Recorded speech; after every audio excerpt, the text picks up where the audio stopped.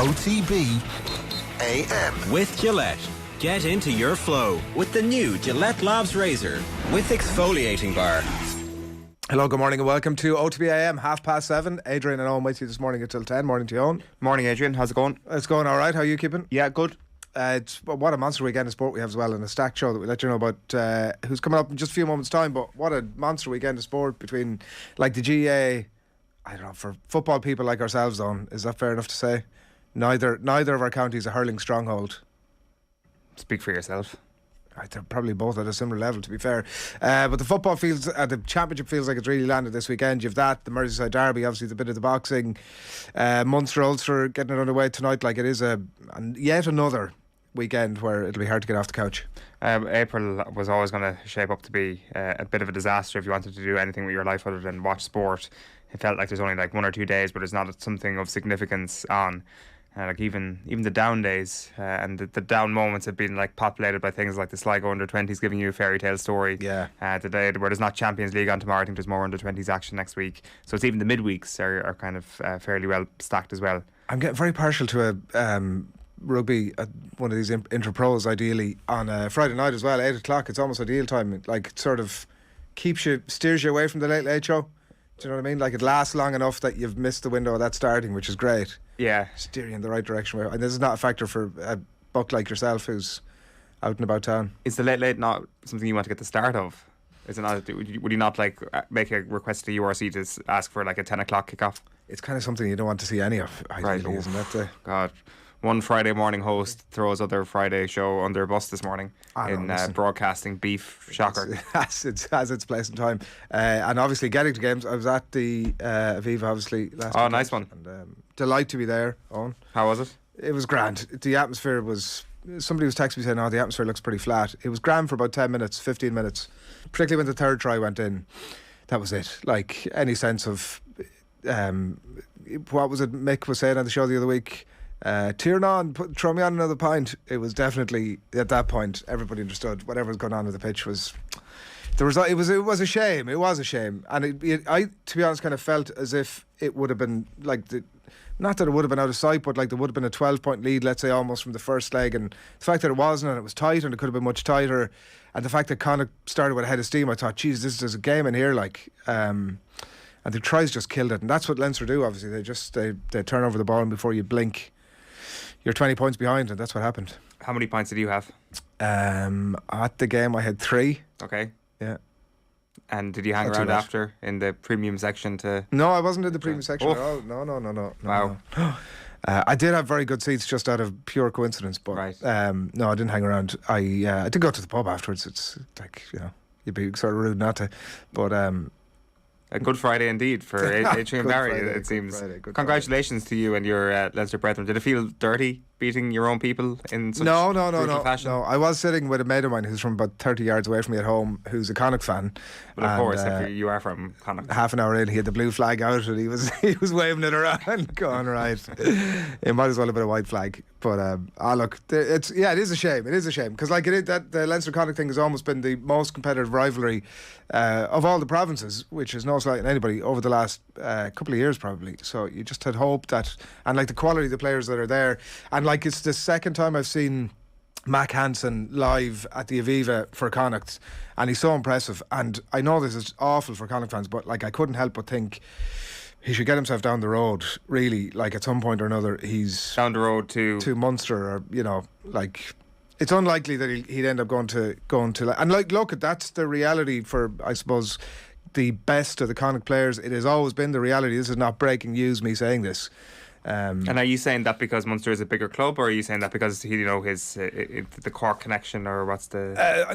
Look at the Cork connection, fair enough, but I think more that like.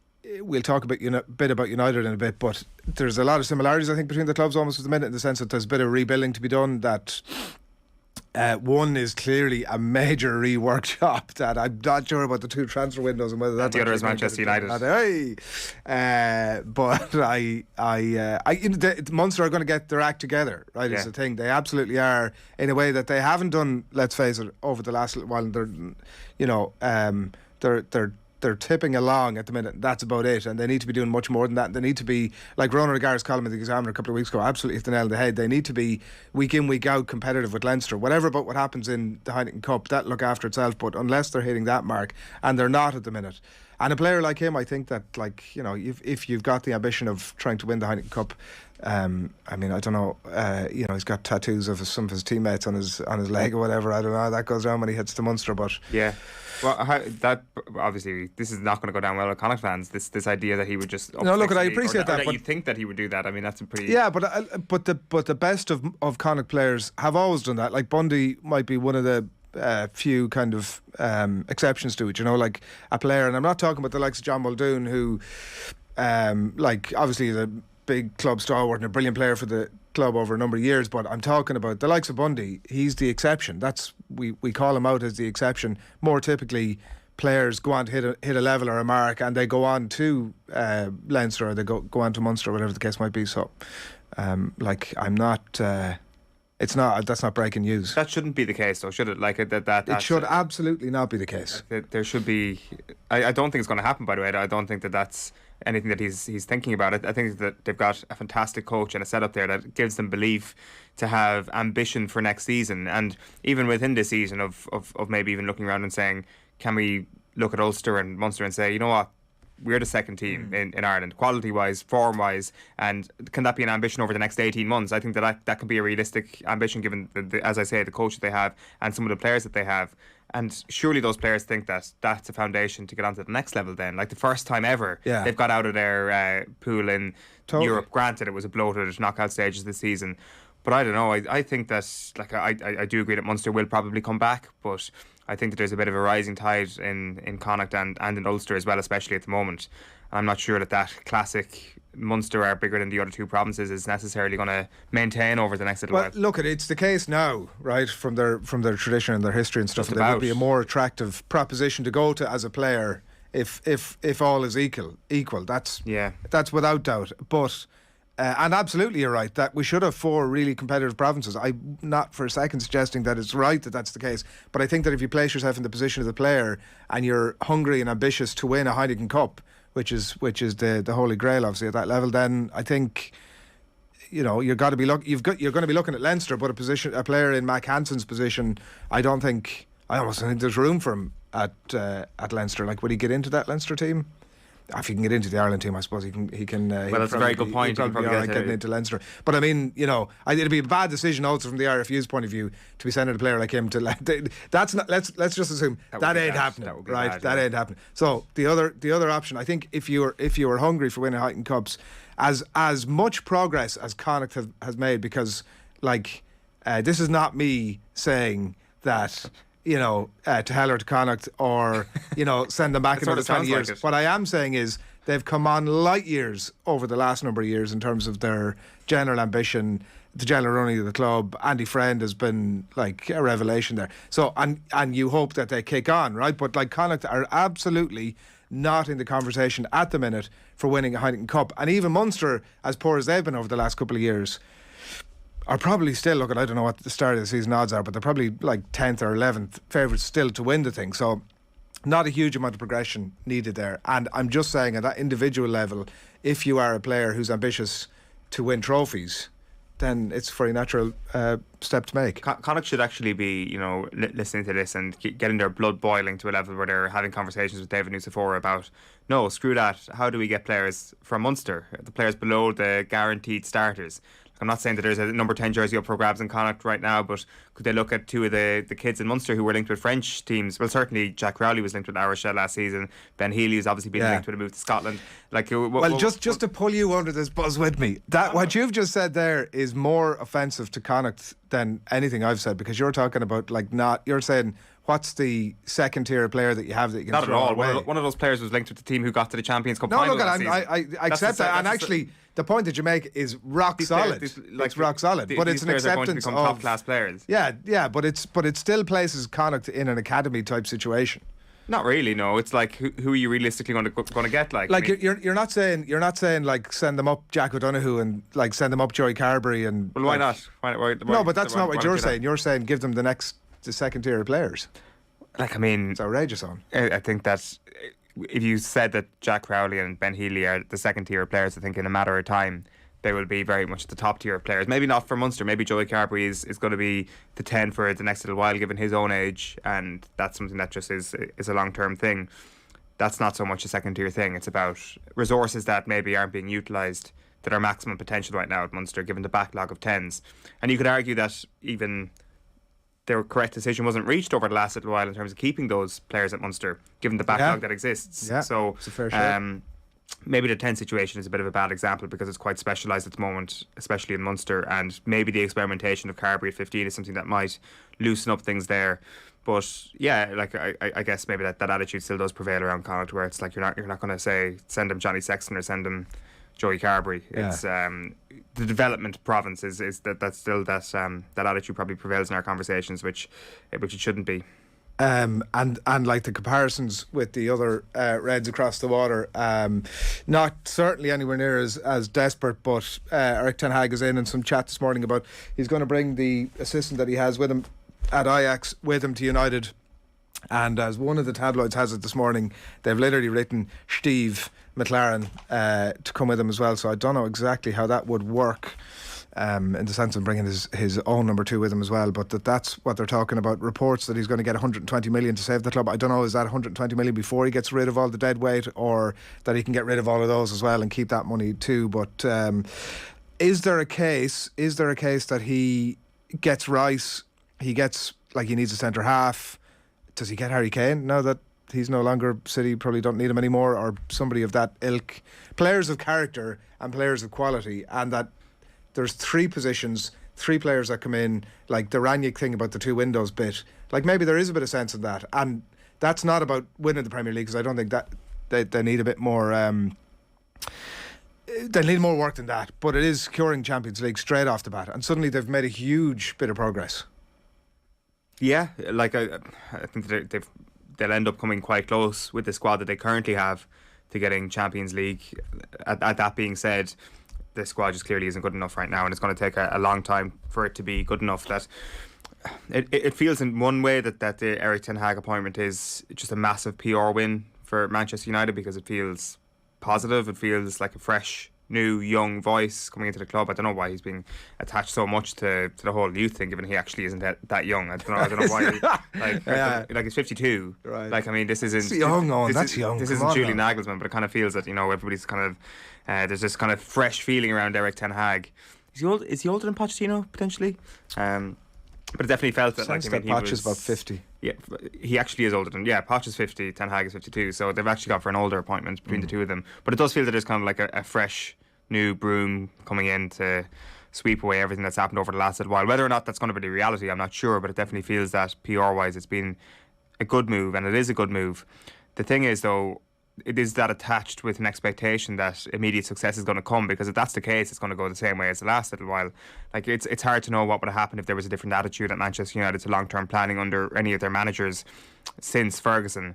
Like, you'd have to say that under Jose Mourinho that was going to be a disaster anyway. He was never going to be a long-term visioned manager. Maybe someone like Solskjaer, if things had been different above him, maybe things could have gone differently. Well, that would have been the ideal long term. Possibly, yeah. Of course, it just didn't work. He wasn't able. But there's also a chance that maybe he's a mediocre manager as well. Like, I definitely thought that at the time. I think Ranić has almost proved that. I think Solskjaer's stock has risen a little bit because of what has happened under Ranić. But it has felt as well that the sort of fresh new approach to Manchester United was being adopted when Ranić came in. And yes, I know it was a temporary thing, but it did feel, you know, this is a bit different, and it hasn't worked. Like, as a manager, it has not worked whatsoever. This kind of feels similar. I know it's different, but it kind of feels similar. So I wouldn't be holding my breath for this to be a massive success immediately. But if they put the trust in him to not only just take the team over the next couple of windows, but to take them beyond that, to realise that this is a long-term planning job, to listen to what Ranić said the other day, that there is a 6-year gap between Manchester United and Liverpool, then they might be onto something. The problem is if they think, right, here's our war chest for the summer, let's get in Declan Rice, and if we don't get Declan Rice, let's get another midfielder who's worth 80, 90 million, and same with Harry Kane. It's going to B-side to Kane if we don't get him for 80, 90 million quid, and away we go. I'm not sure that actually is going to be conducive to long-term success for Manchester United. I think it's as much to do with selling the players that they have that are are not going to take you to Liverpool or Manchester City's level, and slowly and surely building up and up and up. But even that doesn't come with its guarantees as well. I think that if you look at the Liverpool model, there's been some sensational moments there rather than just sensible long-term planning. Yeah, and they've made a lot of bad decisions over the last number of years as well, so that everybody, I think, who's tied in some way to United is feeling that at last a right decision, but who knows until we see a bit down the track. Commenting from Dara, Munster haven't scored a try against Leinster since 2018. Not exactly an attractive prospect for any talented player to join. I don't know that it's actually fully true, but I mean, I guess if he's done research a bit better than we have. But is that not the reason they need Mac Hansen? Is that not the point? I don't know. Yeah, like, I mean, This is not going to. I think I don't think anybody's looking at the Connacht Munster relationship like that anymore. Unfortunately, that it's a sort of feeder club where it will be an immediate step up to be going down to Munster. And Stephen says 120 million won't be enough to buy both Rice and Kane, never mind a top class centre half as well. So yeah, I don't know, does he get rid of a load of the other players, Stephen, and then suddenly he's got loads more money to play with? Who knows, but we should find out over the next. While you're watching OTB AM, it's gone 7:45. We are brought to you live each morning by Gillette Labs for an effortless finish to your day. Here's what's coming up over the course of the next couple of hours. We are going to be joined at the line imminently by Alan Dawson, a reporter around boxing and MMA, about the recent fallout of the events around Daniel Kinahan and the press conference specifically that he was covering over the last few days. We will talk to him shortly. Caoimhe O'Neill of The Athletic, what an interesting time to be reporting in Liverpool. The Merseyside derby obviously this weekend, and the over and back between themselves and City is fascinating. Let you know what's happening across the back pages of the newspapers around about 8:25. Quick picks this morning. It'll be Aisling and Will, the first of the championship instalments, coming your way at 20:09 this morning. Hopefully less shambolic than we were in the league. Alan Quinlan, we might put that Mac Hansen point to him at 10:09 this morning, so if you have any thoughts on that, or indeed anything else rugby wise, get them in for Quinny. He's live with us at 10:09. Owen's been talking to the soon to be retired Devin Toner. That's coming your way at 9:10. A live crappy quiz. It's myself versus Ger versus Arthur. That's the one. Right, that's at 9:15, and lots more build up to the GAA season as well from 9:30 this morning. So that is what's coming your way over the course of the next couple of hours. And by the way, for the second day running, we're celebrating the end of the race season at Punchestown Festival, and with thanks to Close Brothers, we've 2 pairs of tickets to give away this morning to next week's festival. One lucky winner as well from this morning's winners and yesterday morning's winners will all go into the hat to have their prize upgraded to include lunch for 2 and B&B at the Louis Fitzgerald Hotel, coach transfers to and from the racecourse, and to be in with a chance to win this morning's prize. Just tell us, who is this mystery voice, this legendary Irish jockey? You might as well be honest, no point in taking the plaudits, it wasn't my idea. If you need it, here it is again. You might as well be honest, no point in taking the plaudits, it wasn't my idea. You can WhatsApp us in 087 9180 180 and let us know where it is that you're watching. As well, you can tweet your answer to @OffTheBall as well. So, right, time to turn our attention to something very different. Last Saturday night, just days after a $5 million bounty was put on his head by the US state, Daniel Kinahan got an in-octagon shout-out from the UFC fighter Munir Lazzez. Alan Dawson's been tracking the Kinahan story and took him up on those comments at the post-fight press conference. We'll be joined by Alan in just a moment. First of all, take a look. I think the most important question is, in your post-fight victory speech, you said if it wasn't for Daniel Kinahan, you wouldn't be here. Can you explain what you meant by that? That man is a friend and advisor, you know. He's the one he picked me up when every time the life it kicked me down. He's a real man of his word, and he's the one who teach me what does it mean, a real family, a real friend, and it's someone I cannot thank him enough for where I am today and who I am today. Are you aware that Daniel Kinahan this week was sanctioned by the US government because he, quote, sources large quantities of cocaine from South America? No, I don't know that. Okay, he was sanctioned on Monday by the US government, and on Tuesday there's a $5 million bounty on his head for information that might lead to his arrest. I think I'm here to entertain people, and I say I give the credit to whoever deserve credit. I'm not involved in this kind of stuff. I don't know about it, and I will investigate how it is and how it's go. But by name-dropping Daniel Kinahan, you're kind of legitimising this figure in combat sports. No, it's not. It's not. For me, it's simple thing. It's friend outside the gym.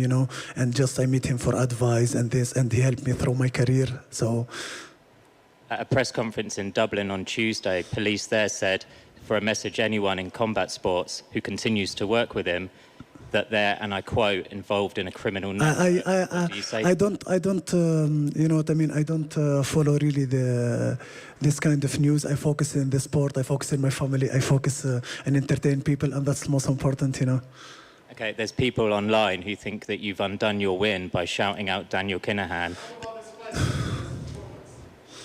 Well, why shout out Daniel Kinahan if he doesn't want to talk about Daniel Kinahan? There's people. Any other question, please?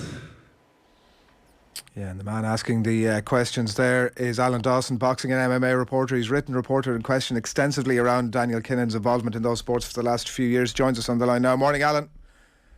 Morning. How are you doing? Thanks for having me on.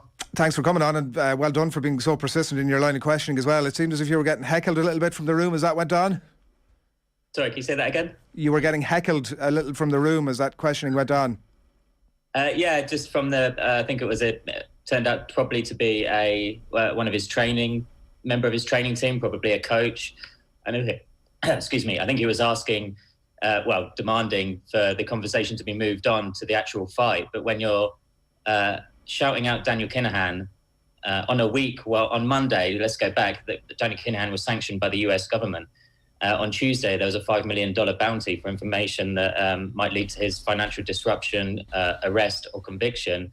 And all through the week, my phone was then blowing up, sources wanting to speak. And, there's more people potentially embroiled in this mess. And we're kind of seeing the undoing of some parts of European boxing this week. I was speaking to a source at Discovery, a $60 billion broadcast company over here in the US. And they were doing additional due diligence on their Eurosports Probellum deal. So all of these things were kind of happening. And I honestly went to the UFC show on the Saturday thinking, I'm looking forward to this. It's a day off from Daniel Kinahan news. So I just couldn't believe that on that week, Munir Luzez shouts out Daniel Kinahan on US soil at a UFC event, so that's a US company, on a live US network on ESPN. It always just seemed wildly inappropriate. So as soon as that happened, I think it was only midway through the card, I just went back to the press conference area to kind of wait for Laziz and try and ask the first question, and the second and the third and the fourth. But by the time it got to the fourth, one of his coaches was saying to focus on the fight. But how can you? To be fair to Laziz, the fight was, he had a really good, he's always been a really good kickboxer, great striker, very TV friendly style. But it's kind of, there's bigger things going on. We've seen it in boxing through the years with countless people in boxing, boxers, execs, speaking positively of Daniel Kinahan, saying that he's a great guy and that he's great for boxing. And it just goes against everything that I've heard from Daniel Kinahan. I've heard that he's bullied his way to the top of boxing. I've heard that he's an associate of his was strong-arming people into coercive deals. One person said, "Do I need to call my friend in Dubai to straighten this out?" And now we're seeing the fallout of an alleged narco-terrorist. What sort of people just even a rumored link with Probellum and Eurosport is enough for Discovery to just completely bail from boxing. So they don't want to have any part of it now. So we're seeing sponsors, we're seeing broadcasters flee. Sponsors might follow suit down the line. So the fight is irrelevant when you're bringing up Daniel Kinahan, in my opinion. So why shout out Daniel Kinahan if you don't want to talk about Daniel Kinahan? And then Munir Luzez said, can we have another question on the fight? And I said, I've got no questions then. Like, there's so many fascinating things about what he said in that press conference last week, and firstly, the fact that you maybe weren't aware of the Kinahan links and people weren't before last week suggests that his tentacles reach into places that people just have no idea of just yet. And then secondly, it's the nature of his relationship with these fighters. Like, this isn't, I don't know, questioning Eddie Howe about Saudi Arabia with Newcastle United, and he's like, that's nothing to do with me, you know, this is way above my head and something that I'm not involved in. These people are talking about deep, meaningful life relationships with this guy. This isn't just some sort of fight broker, some businessman who exists in the background. These people are coming forward with almost anecdotal information about how Daniel Kinahan has had a significant part to play in their life and their growth as humans. Like, it's extraordinary the nature of these relationships. Yeah, they're all quite formulaic. I think they all kind of follow a similar theme, that they're, you know, always what a great guy he is. They've helped with family and helped with other things. And what Laziz was saying kind of did echo what we've heard from, you know, prominent boxers, I think. I'd be curious to hear from, like, pro Kinahan. I mean, we're probably not going to hear from them now, but I'd be curious how he actually helped in terms of boxing. You know, I feel like there's quite some things are still quite vague when it comes to how he's actually helped in boxing. You know, one of the things pro Kinahan people would say over the last few years was that he's responsible for making the big fights happen, but he didn't make Joshua and Fury happen. And if he's got any continued involvement with Terence Crawford, one of the best boxers in the world, then one of the best fights in the world that could happen with Errol Spence Jr. and Terence Crawford, that just can't happen. Showtime boss Stephen Espinoza has already been on record saying it would just be, I think the exact word was too problematic, because it just involves too many legal things now. No US company, bank, financial institution can do business with Daniel Kinahan. So I'd be amazed if Crawford still has got a link with Kinahan, but you know, Kinahan's not been responsible for the big fights. He's bullied his way to the top of boxing, I've heard. And Europe, the state of European boxing is in a bit of a mess at the moment. You talked about the prominent boxers, Alan, like the Tyson Fury comments, none of my business, basically. And, you know, everything I've ever seen about him, he's a great guy. Now, those sort of comments have kind of disappeared a little bit. They're just really at pains to say, look, it's none of my business. And, you know, I bumped into him in Dubai. I just bumped into the guy. What am I to do? The one thing I did wonder, and the same point almost about the Laziz, they are hamstrung. Like, they are between very heavy rock and a hard place in terms of what they can actually say here. Yeah, to be fair, it is a legal thing. And, you know, Laziz probably wouldn't have had any legal advice or PR advice before he got into that press conference. I don't think he was expecting someone, maybe not necessarily me, but someone like me who actually has a bit of background knowledge on you know, the cartel and Daniel Kinahan's presence in boxing, to be able to push some questions toward him about how it was quite inappropriate. But one of the things Laziz and Tyson Fury have both got in common is that they've brought up Kinahan repeatedly. But maybe not Laziz, but he's brought it up once. But Fury's brought him up repeatedly. He's saying it's none of my business and whatever else, but he's made it the public's business. He's made it the media business, because even, let's go back 2 years ago, just after there was that video he put on Instagram, I think it was, where he said, "I'm just after getting off the phone with Daniel Kinahan. Get in there, my boy." About 2 weeks later, he suggested in another post, which is probably deleted now, that Daniel Kinahan should be PM. So I presume that meant Prime Minister. I don't know if he meant the Prime Minister of England or the TS in Ireland, but he was still putting Daniel Kinahan's name out there in public. So I still think people, you know, Tyson Fury still has questions to answer, particularly about legitimizing or trying to legitimize Daniel Kinahan in boxing. He's one of the most prominent people who has continued to bring in Daniel Kinahan's name. He's made it our business to ask questions. When you compare the two sports in question here, boxing you can see being quite vulnerable to this sort of thing because it is sort of the Wild West when it comes to who actually runs the sport, whereas with MMA it's pretty clear who runs the sport. So what has been the UFC reaction to this on an official level? Has there been a request for comment? Have they said anything on this? Because this is a pretty significant connection between them and Daniel Kinahan, or between one of their fighters I should say and Daniel Kinahan. Yeah, so I spoke to ESPN and the UFC, and the ESPN response was they declined to comment. And I tried to speak to multiple people at the UFC, and it was hard to even get a no comment. I'd still like to speak to Dana White about it, because both the UFC and Dana White seem to kind of portray this, they want to be the bastions of free speech, and it doesn't really matter so much if an athlete comes in and says some heinous nonsense, because, they're free to do that. It's the fight game, is kind of the messaging that we're getting from the UFC. But there's got to be a kind of point where if you're shouting out an alleged narco-terrorist who, according to the High Court in Ireland, is responsible for international cocaine shipments, weapons smuggling and execution-style murders, on a week where he's been sanctioned by the US government, it's beyond inappropriate.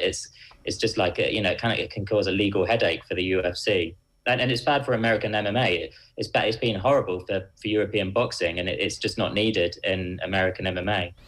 So an interview a few weeks back with the Irish boxer John O'Carroll, and he gave some big indications about the Daniel Kinahan relationship being more than just the advisor stuff. It was very thinly veiled around how much of a manager he was. Can you talk to us about your sense of what his role, you touched on it earlier on, but what his role with these fighters actually is, and I suppose in an extension, what happens now that MTK has been shut down? Well, one of the things I wrote, published on Wednesday at Insider, was kind of like a message more to American MMA than it was boxing, because I feel like boxing's kind of grown its education base and knowledge of Daniel Kinahan. And to be honest, when I've moved recently, I was based in London, and I've recently moved to Las Vegas. I've been here for about 10 weeks.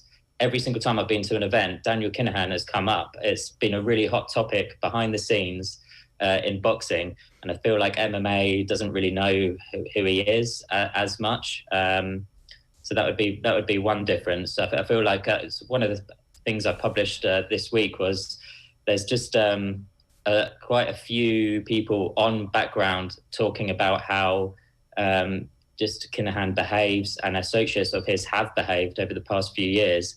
I don't really blame the boxers too much. I just think there can be victims in this, and it's kind of hard to know who is and who's not a victim. I feel like some people have got into working arrangements with Kinahan thinking it wouldn't have been as bad as what it ended up being, and then at some point over the years came to regret ever going into whatever working arrangement it was.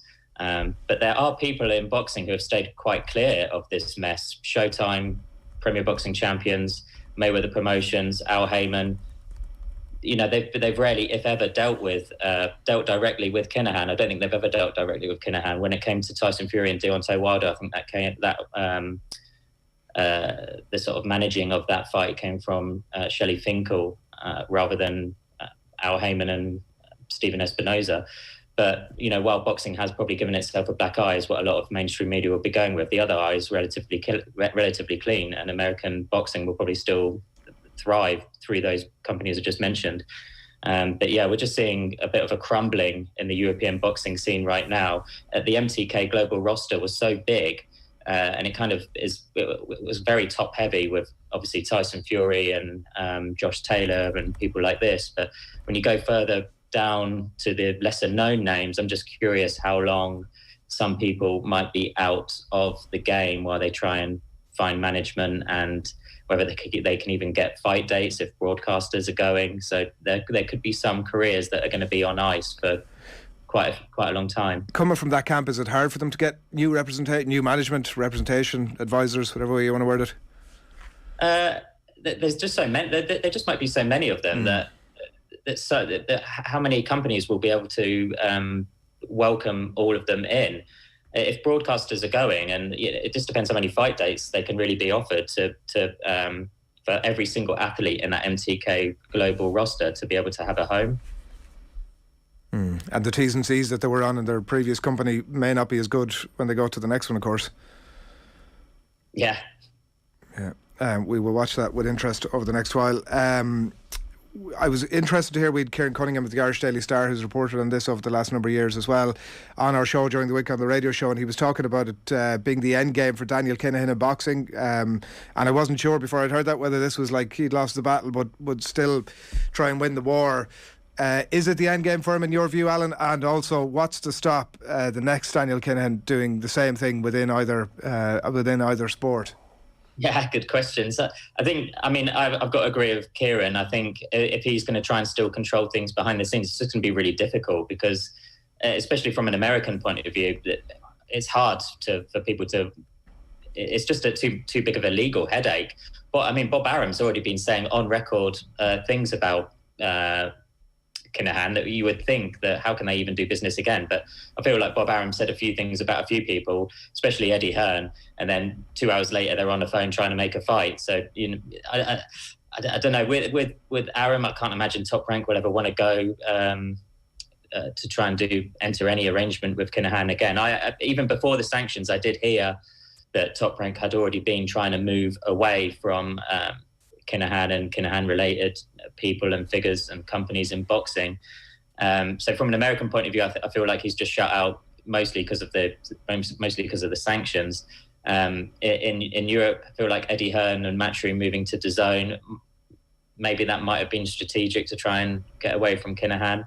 Because I don't think DAZN have got any involvement as well. I think they're one of the companies that are probably going to come out of this quite positively. It's going to be tough. He's got far bigger problems right now, in my opinion, than thinking about anything to do with boxing. But with the second part of your question, there's just nothing. There's nothing boxing can do to. Well, there is. There's a lot of things boxing can do, but I don't think anyone is motivated to change how someone like Kinahan can come in with X amount of money and just grow a power base. Within, let's say, 8 years, he's been able to grow to boxing's top table. How can that really change? I feel like the change has got to come from within, and I don't have any confidence in anyone in the sport to be able to just have basic checks and balances that can prevent someone like that from coming in. I did ask a few politicians over the years, probably since 2020, whether the UK government could do anything to, if British boxing can't even govern itself by having someone like Kinahan come in and basically control the game. I've heard that various executives have been quite subservient to Kinahan over the years. If boxing can't govern itself, can the UK government do anything? But it got as far as the Department of Digital Culture, Media and Sport, and then it just didn't go anywhere from there. So, yeah, I don't think the government's ever going to do anything, and it's just up to boxing to change. But I've got no confidence it will. But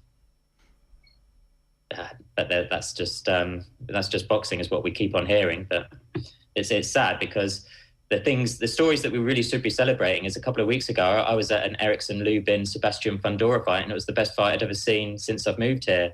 And that really celebrated the best of boxing. But then, like 2 days later, I'm dragged into all of this, this scandal because this is far bigger news. But really, we should be celebrating the people that are going out and putting it on the line in the ring when they're high pressure situations and just performing in ways that average humans like me just can't even fathom. That to me is the best of the sport, and there's a lot of that is going on, but it's just constantly, or has constantly been overshadowed by this Kinahan created mess.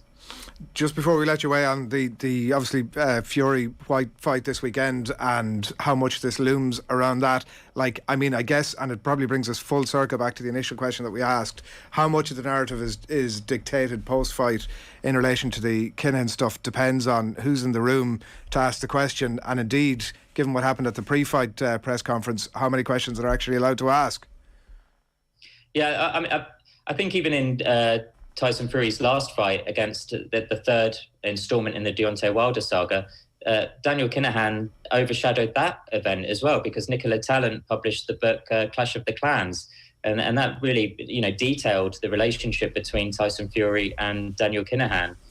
So for me, Daniel Kinahan, the spectre of Kinahan was prevalent then, and it's prevalent again this week. We keep on hearing things from Tyson Fury. You never really know what whether he's telling the truth or not. So I don't take too much stock in whether this is going to be his last fight. But if he does fight again, considering, again, this is the second fight in a row when Daniel Kinahan kind of looms over the whole event, and it is because of his relationship to Tyson, whether that will just keep happening again and again, and whether he'll just think enough. Because he did seem this week to be quite agitated by being questioned about his relationship to Kinahan. Maybe that will play on his mind, and it could affect the result against Dillian White. If that hadn't have happened, I think it would have been quite a routine Tyson Fury win. And it's also, again, it's quite annoying that this is even happening, because to be fair to Tyson, he is one of the best heavyweights for a long time. Well, certainly since Lennox Lewis. But if he keeps on winning, he's already got 2 wins and a draw against Deontay Wilder. He beat Vladimir Klitschko, the last all-time great. And it's just, if we could be talking about, one of the top 15 heavyweights of all time, but instead we're talking about relationships to an alleged narco-terrorist. Alan, keep up the good work. You've full archive of your writing around Daniel Kinahan on Insider.com and indeed on other sources as well. Thanks a million for taking the call. Thank you. Enjoy the rest of your day. Thanks a lot. Alan Dawson on the line there, reporter on boxing and MMA, and plenty of reaction to that as well. And it will be fascinating to see what happens after the fight this weekend as to whether those questions arise or not. Again, a few comments coming into us. HC points out that Damien Dealande scored a try against Leinster in the last game. Of course he did. There was that famous photograph of him on bended knee and the Munster players supporting, celebrating behind him. It was 2018 when they last scored a try against Leinster. That's the stat. That's it. We're sticking to it. Speaking of facts, John Wayne on Acid points out Eric Ten Hag is an anagram of eat gherkin, which I don't know exactly what that's in relation to. He says he fears that Manchester United will remain a club in a pickle. Oh, that's fair enough. And Aki has never missed an opportunity in Ireland or Lions due to being a Connacht player, so Hansen should stay, says Michael. And there's plenty of comments coming in relation to that. What? What do you have against Connacht? Why do you want Connacht to be miserable all the time? Mac Hansen is mates with Andy Friend's son and was brought... That's not true, by the way, because what happens is, right, you get people, obviously, who are watching the show this morning or listening to the show, and they dip in and out and they're like, oh, that fella really has it in for Connacht. I do not have it in for Connacht. Mac Hansen's mates with Andy Friend's son and was brought to Connacht through him, wasn't making huge headway down under, so he owes a bit to Connacht for giving him a chance. I think you're way off, says Ronan O'Donnell. And look, there could be that bit of loyalty all right there, and who knows? I'm just saying. It's got to be in a conversation somewhere along the track.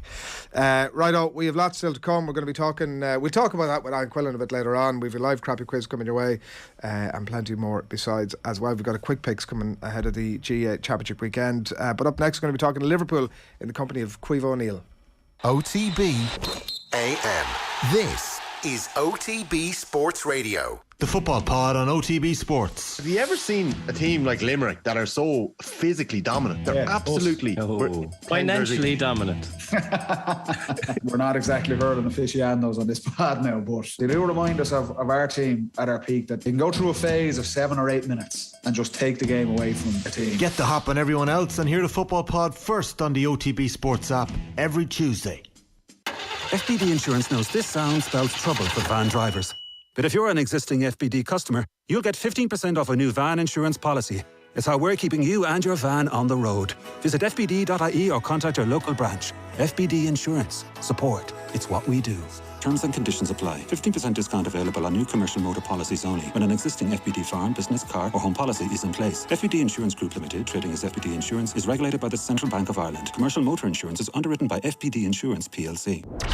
OTB AM. With Gillette. Get into your flow with the new Gillette Labs Razor with exfoliating bar. All right, it's 13 minutes past 8. You heard Paddy and Tommy and James O'Donoghue in the ad break there as well. You can check out the full the football pod. It's up on our usual podcast feed, wherever it is you get your pods. Check it out because it's great stuff, and more news on that coming your way and on. But you are watching OTB AM, brought to you live each morning by Gillette Labs for an effortless finish to your day. It's coming up on 8:15. It's time to turn to the football, and delighted to say we're joined on the line by football writer with The Athletic, Caoimhe O'Neill. Good morning to you, Caoimhe. Good morning. Last 48 hours after Tuesday night, I'm sort of interested to get your thoughts on it. If the red half was buzzing as much as it usually is, or was the fact that United were so bad, has that taken any of the edge off it, or still very enjoyable? No, still very enjoyable for Liverpool fans. I think, the 5-0 was good. The 4-0 at the time of the season, this is crunch time now. So I think Liverpool fans heading into that game were a bit nervous. United might have done something to, upset the title race and sort of a defeat or even a draw at this stage for Liverpool sort of means it's game over chasing Manchester City perhaps. So I think, they were happy to get that win. But as soon as the game kicked off, it just, if it was quite clear quite quickly that Liverpool were going to, ease through the game as they did. You could tell from Thiago's showboat and that was going to happen. And Manchester United's lack of pressing the ball, they just gave Liverpool lots of room to run into, and that's the kind of performance Liverpool can pull off when they're not challenged. And the tightness between City and Liverpool at the minute, the points difference, and the fact that the lead is going to swing one way and the other, isn't it, over the coming weeks? And I'm assuming that Liverpool fans are following City games almost as closely as their own matches at the minute. But it did strike me that, like, if you're waiting on and it'll get tighter and tighter as the weeks go on, but you're waiting on the likes of Brighton, Watford, Leeds to do you a favour, is a short path to going grey quickly.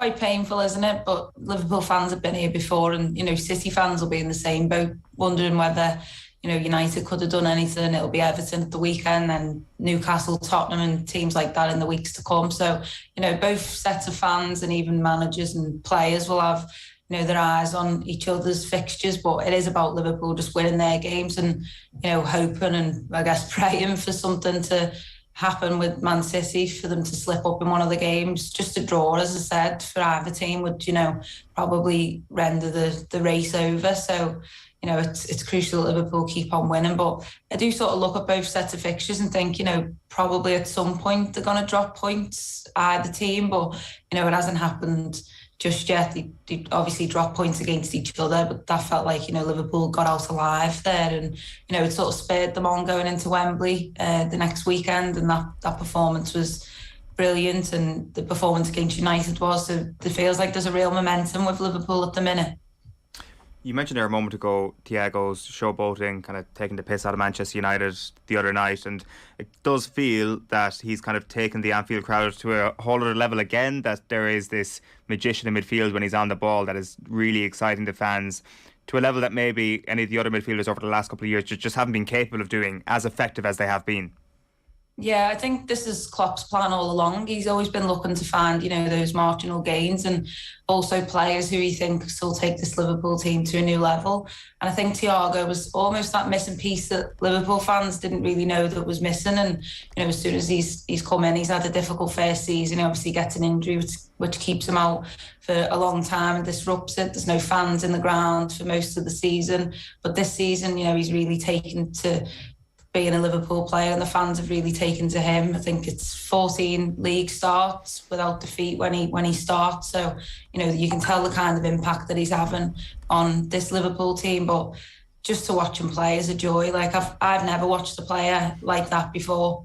And for Liverpool fans to be getting to watch him week in, week out is just, mesmerising. There's some passes he makes when I'm like, right, I'm going to keep my eye on him now. I'm going to try and watch where he's going to pass the ball, and then he still surprises you. He's like a snooker player, like a few shots ahead with every pass, and yeah, he's just incredible to watch. And I do feel like he's almost raises the level of the players around him, because his passes almost make them have to sort of, deal with them almost. Sometimes he passes the ball to people and it looks uncomfortable how he's done it, but he's managed to scoop a ball across or over, and players just have to deal with it. That he's almost constantly raising the level of those around him, and he brings that real winning mentality with him. You can tell he's a winner and he wants to win, and he's the type of player that will be really crucial in the coming weeks for Liverpool. Snooker player aspect is, having read your piece during the week, it absolutely nails it. Almost raising his own level as well, Caoimhe, to a degree. Is that fair enough to say that he's never been as on it as he is at the minute? Who's that? Sorry. Thiago. Yeah, I don't think he's performed like this for Liverpool before. He's just come into that rich sort of vein of form at the minute. Not being able to play at Wembley against Chelsea was, upsetting for him, because he was starting in that League Cup final, and then there was tears because he hurt himself in the warm-up. He got to show what he's all about at Wembley against Man City, and will, continue to show Liverpool fans what he's all about. But like I said, he just raises the level. Watching him, it just takes this Liverpool team to a new level. And, I've been saying for a while now, this team, I thought it was the best Liverpool team ever a couple of years ago, but it's almost even better now. So it's just, I think Liverpool fans are enjoying this journey, certainly. There was so much around the Salah deal, whether it would get sorted or whether it wouldn't, and then there was some indications a couple of weeks ago that it would all get ironed out. And then, as fortune would have it, Luis Diaz doesn't quite arrive on the scene, but certainly makes his presence felt in a way that you almost felt that if Liverpool were to lose Salah, that it would be less of a blow given the emergence of Jota in the way that he's been there, and now the emergence of this guy. And look at, I guess the ultimate outcome after all of that is that Salah gets tied down and they just have to keep 4 or 5 world-class players happy in the team week in, week out.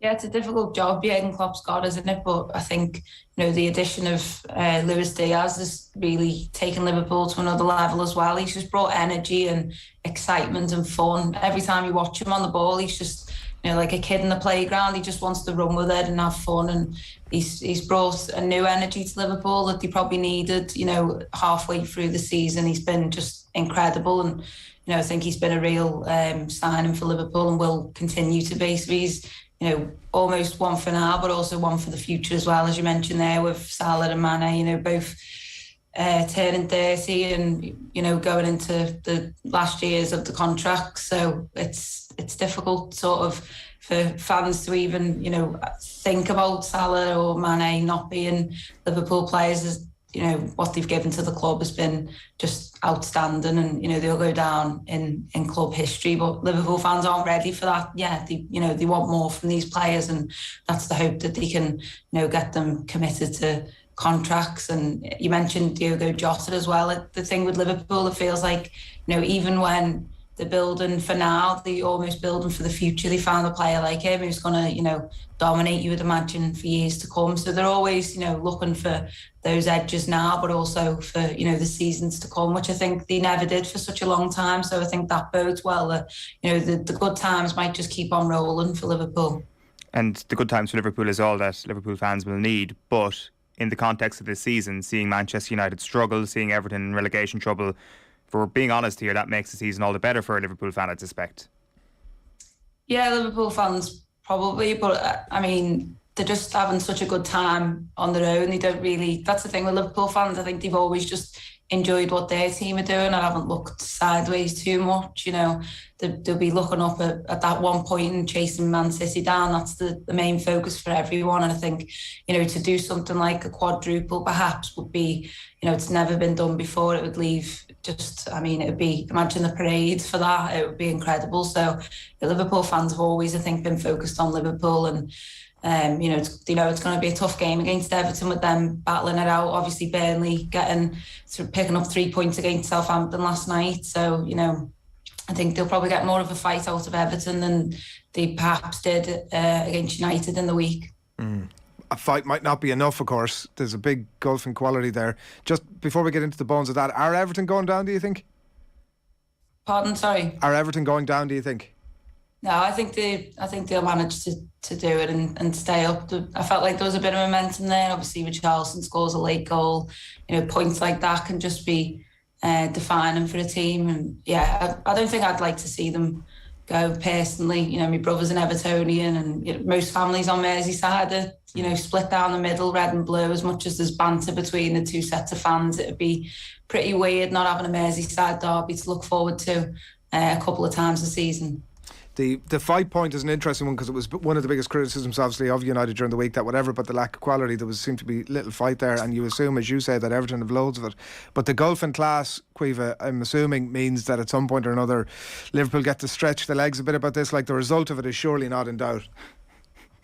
Yeah, I mean, every game, I think Liverpool fans are approaching it with sort of nervous energy because it's just, every game is crucial at the minute. But like they did that with the United game, and then, I mean, within 10 minutes, you kind of knew where it was ending up. So I feel like the first 10 minutes almost set the tone for the Liverpool games at the moment. That happened at Wembley. You knew as soon as the first goal went in, that was it. Like, Liverpool were going to be winning that game. Even, the City come back with 2 goals in the second half. There was always that feeling that, Liverpool would ride that storm and get through, because sometimes there's just a feeling with them. And I think you'll see that on Sunday straight away. And then, Villarreal will come to Anfield, and Liverpool have the chance to put themselves into a final of the Champions League, which is the third one under Jurgen Klopp, is just, I mean, an incredible thought, isn't it? So, yeah, there's so much to look forward to, obviously, with a FA Cup final in place as well. And Liverpool have touched really lucky with injuries in the past few months. You know, the squad's been pretty much fully fit, which, you know, they didn't have last season. So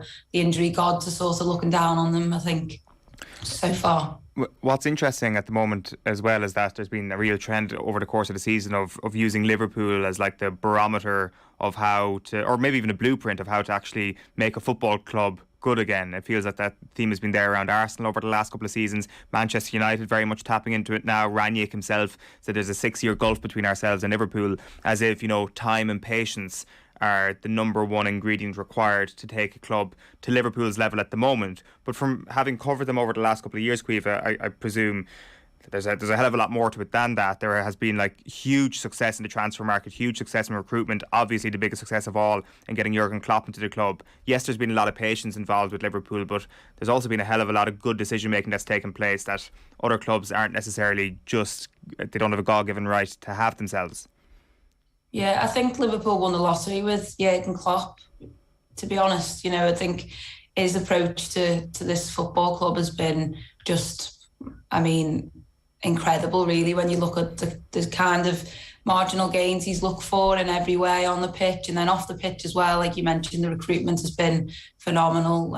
You know, selling Coutinho and bringing in Van Dijk and then Alisson, you know, always bringing in the right players, and players like Andy Robertson, who's, you know, been just one of the first names on the team sheet for such a long time now. Just, you know, bringing those players together, Salah, Mane, you know, you could go through the entire team. Pretty much most of them are Jurgen Klopp players, and I think, you know, the job he's done, the job Michael Edwards obviously has done, and the you know, those who work behind the scenes on recruitment and just, you know, coaching, every sort of part of the club just feels like it's all clicking into place. And like you mentioned, you know, United might be a few years away from that, as Liverpool, you know, went 30 years without a title. You know, they had good times during, you know, those 30 years, but they weren't always good. And, you know, the one thing that got away was the league title. So, yeah, I think Klopp has almost rebuilt Liverpool.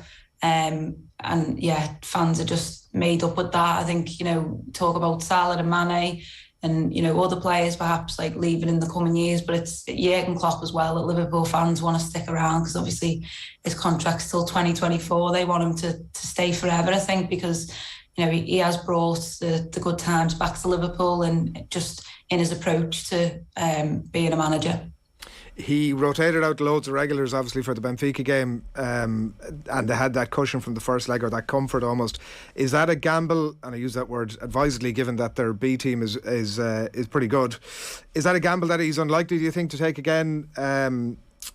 Like that he's almost happy that version of that team that played Benfica can do with Everton and keep all the rest, or most of the rest, fresh for Wednesday?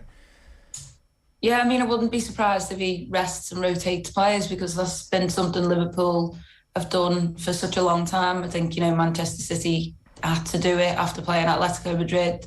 So at Wembley, you know, they rested a few key players, and I think that really did show. But, you know, Guardiola and Klopp have been brilliant at it, and you have to do that with the amount of games. Liverpool might end up playing every game this season, which is incredible. You know, if they get to the Champions League final, I think it might be about 63 games. So, you know, not every player can play every minute, although Andy Robertson will try to do that. You know, you have to bring them out and bring players like Kostas Tsimikas in, who's been, you know, a real find for Liverpool, because he's, you know, brought that same level of quality Robertson brings to the left. And, you know, I think it's like Konate and Matip, how, you know, Klopp's been able to rotate them, how he's brought in Joe Gomez, obviously, who's, you know, sort of now fourth choice for centre-back at the minute after his injury. He struggled to sort of regain that. But, you know, he's coming in at right-back every now and then for Trent and Alexander-Arnold. So I think, you know, the way Klopp has approached it in terms of, you know, wouldn't shock anyone if Thiago, for example, gets a rest against Everton and then plays against Villarreal. You know, I think resting and rotating these players has been key and fundamental to, you know, where Liverpool have been able to get to, and, you know, their pending success this season. And just finally, before we let you go, you mentioned earlier on the Liverpool winning the lottery when they got Jurgen Klopp. Do you think United have hit the jackpot now as well, or what's your sense of the impact that Erik ten Hag is going to have? I mean, reading his quote yesterday, you know, he sounds like he's up for the rebuild, isn't he? So, you know, watching his Ajax teams are always pretty much fun to watch, and you know, I think they've got such a long sort of history of youth players, bringing in youth players. I think they've got like a really crazy streak of like, there's been a youth player, sort of an academy player in the team for like years and years.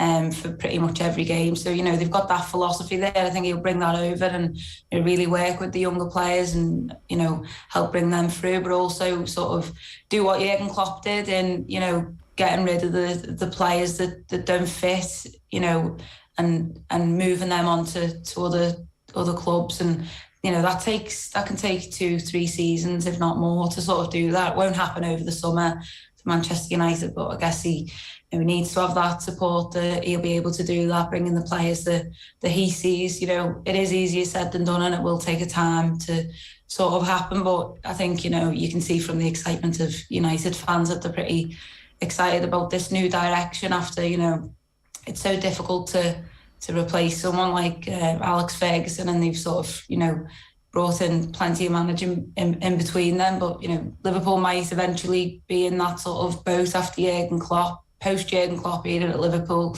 could be similar, given the success he's had at Liverpool. So it's always difficult replacing a massive sort of figure like that. So, you know, United might just get it right with this one. Yeah. All right, Caoimhe, thanks a million. Enjoy the football the weekend.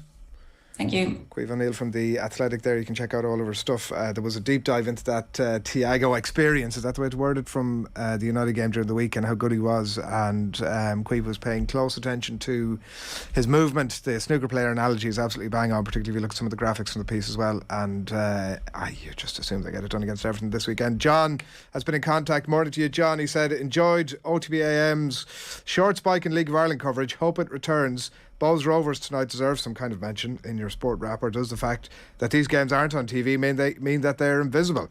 Not a dig, but crowds are clearly up, yet it's not landing a blow here at all. Maybe this is a product of TV and it's just becoming spectator experience. I definitely am a casual, at best, League of Ireland fan, John. I don't mind admitting that to you. But I've been watching an awful lot more of it when it's been on the TV of a Friday night. So that definitely helps, no question about it. Particularly a game the magnitude that you're talking about there, and I'm not going to spend my whatever it is £7 on a League of Ireland pass for it. That's just where I'm at, and I would definitely watch it if it was on the TV. And in terms of our own coverage, I would urge you, and you seem like a very big League of Ireland fan, so you're probably all over this already, but League of Ireland late night on Twitter Spaces tonight from about 10 o'clock. Nathan's been off for the last, feels like about a month, and so I don't know who's going to be manning the ship tonight, or indeed if the ship is going to leave port at all. And I'm selling something that I have no idea is actually going to happen, but it's typically there it's got to be there on a night after, like, Bowes Rovers, surely. It's the calling out our colleague here. Arguably the biggest night of the season so far, and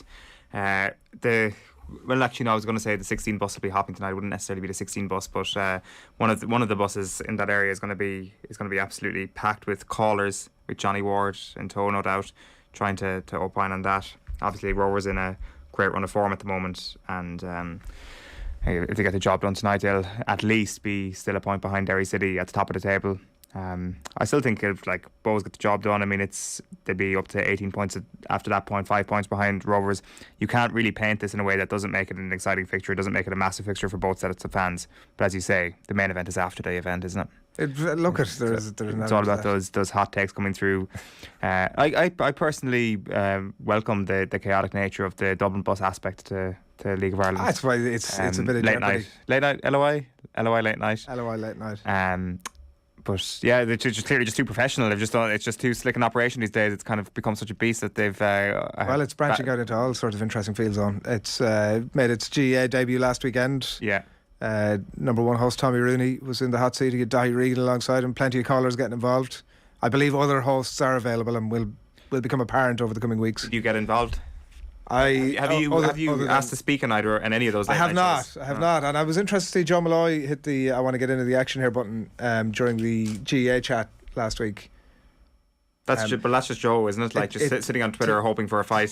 To loop it back to our conversation from earlier, it had a bit of the RTE canteen feel about it. Oh, here's another guest for the Late Late Show that we've, here's a weather presenter or whatever the case might be. That's what people want to hear, though.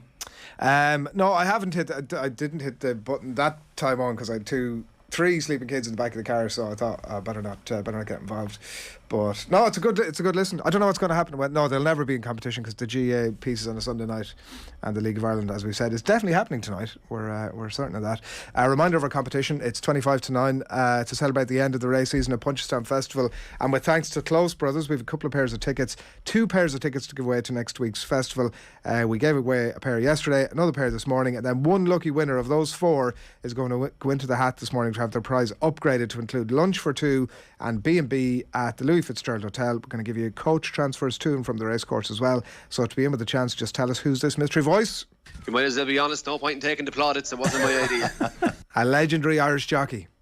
You might as well be honest, no point in taking the plaudits, it wasn't my idea. Lash us in your guess to 087 9180 180 on WhatsApp. Or you can comment wherever it is that you're watching us this morning. Tweet your answer indeed at Off the Ball. So as I said, we'll bring you those this morning's winners a little bit later on, and then the overall winner as well a little bit later in the morning. Right now, time for the papers. There are so many idiots out there, so many spoofers. There's a lot of horse. I think he's a total spoofer. What do you mean a spoofer? He's just bullshit. No, Eamon, come on, don't be. No, I'm not. Yes. No.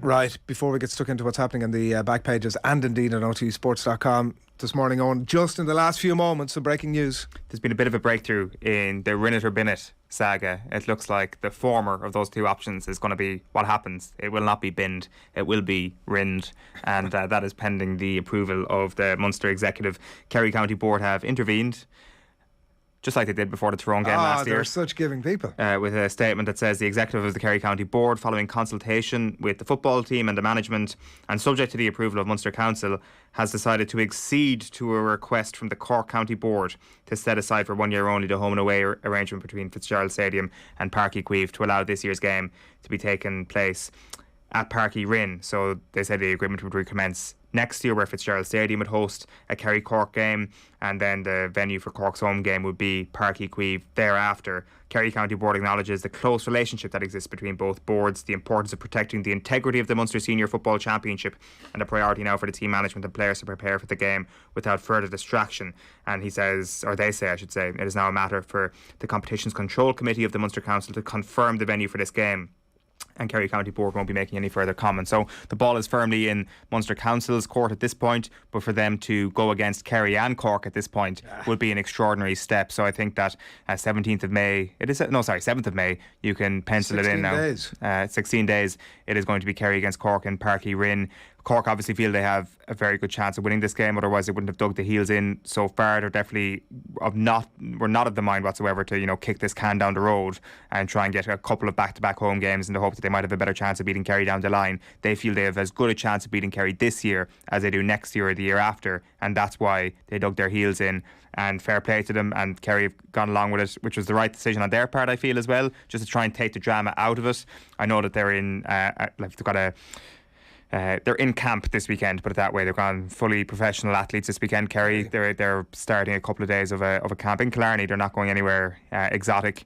And I presume that they want to be having those tactical conversations, and they're going to be having tactical conversations tonight without this sort of cloud hanging over them. Well, I presume the planning for both sides was just carrying on as it normally should. And you're saying like they're right to dig in. Was it not a bit of a sign of weakness that they were saying like, we have to play here or otherwise we really don't fancy ourselves winning somewhere else? I always felt, and we talked about it a few weeks ago, it was a bit of a weird one to say to throw your toys entirely out of the pram over. No? Well, I don't think it's a sign of weakness. I don't think that was a sign of weakness from Cork at all. I think it's actually the opposite. I think that if you're, I know Keith Rickens obviously stepped away unfortunately over the last little while, but if you're involved in the management team, you're fighting tooth and nail for your players. You don't want to give any sort of inch. Like, it may just be symbolic, but they don't want to be seen to show their players that they feel they don't have a great chance of winning this game. The idea of, that idea that they could have possibly had a better chance of winning next year or the year after if maybe some of those Cork under-20s come through better over the next couple of years. I think it's a sign of strength actually that they dug the heels in. And I mean, from the management and from the players' point of view, it's not ideal that there was a clash of events in Páirc Uí Chaoimh. If they had their time back, maybe something different would have happened and they would have made that weekend clear. I don't know. It wasn't a great situation for anybody involved, especially not for the Cork management and players. I think the right decision has been arrived at, assuming that... But they could have just... It felt like... But what could Cork do? It probably is the right decision, but what could Cork do? When there was a clash, fair enough, they were like, let's play this Páirc Uí Rinn. And Munster Council said, no, we want to have a bigger capacity for this. And I thought that was fair enough. I mean, I know they get off a stick, but I thought I can see why. But look, it's going to be a novel occasion between Kerry and Cork. It's going to be a sellout in Páirc Uí Rinn. Nobody knows what the attendance is going to be. 11,000? It could be 14,000. I'd seen somewhere that it could be less, but I presume it's definitely going to be 11 at least. And like that's going to be a great atmosphere for a game between these two counties. They would have got substantially more. I really believe that in Killarney because of the fact that it's Killarney and it's a Saturday night. But it doesn't matter. It's Cork's home game, and they want to play it in one of their home stadiums. And good luck to them. Right. That is the breaking news. The game is going to be pending Munster Council ratification. The game is going to be in Páirc Uí Rinn, and that's where all roads lead now. On you'll be at it, obviously. I will. 100% in the diary. Should be a cracker. John has been back in touch and he says, thanks for reading the comment. Fair comment. This was in relation to the League of Ireland for not paying the €7 for casual follower. I feel that is a big problem. Also, late night LOI is terrific. LOI late night. Hello from Portland, Oregon, says R. Murray, who's burning the midnight, literally burning the midnight oil. I've googled it. It's 20 to 1 in the morning. So good morning to you, R. Murray. And Dara was back in touch as well on YouTube, just in relation to his comment about Munster not scoring a try against Leinster since 2018. He's clarified, he's brought great clarification to the proceedings. He was talking about the Heineken Cup. Yeah, the other stat is better though and funnier. It's almost an irrelevant stat. It's the Heineken Cup. Nobody will. If you comment with a stat convincingly, nobody's going to double check it. Head along to OTBSports.com this morning, where you'll find out all the best stories up there with all the breaking news. The story about Kerry will be up there very shortly. Eric Ten Hag must establish himself early and then show patience. The words of John Giles from last night's show. The Brief is also live up there as well, I should let you know about. It's talking about a big win obviously for Burnley last night, that relegation battle. Kyle Hayes, hamstring injury, he's out for Limerick this weekend, and the Offaly under-20s being dethroned by Kildare last night as well as the other big story there. And on the papers after that, the Irish Examiner, there's lots of good stuff there, particularly if you're looking ahead to the GAA Championship this weekend. Red Adair, new Manchester United boss Ten Hag ready for personalities and problems, and also Derek McGrath inside about why Waterford must seize the first chapter of a potential trilogy ahead of this weekend's action. The Irish Daily Mail, Eric Ten Hagel. There's lots of plays on the word 10 this morning. New United boss in £9 million a year deal until 2025, and he wants Steve McLaren in his backroom team.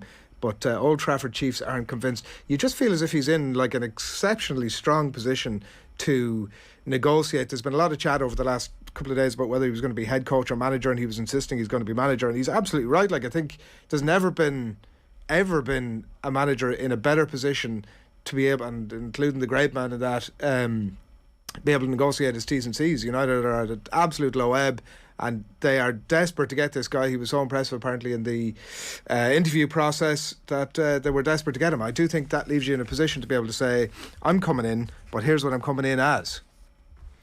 Yeah, like I just, my optimism on that front has just been checked a little bit by everything that's happened in the past. It does seem like when you read about the inside story of the interview process and what Manchester United are prepared to offer, it does seem like they've got a very impressive candidate.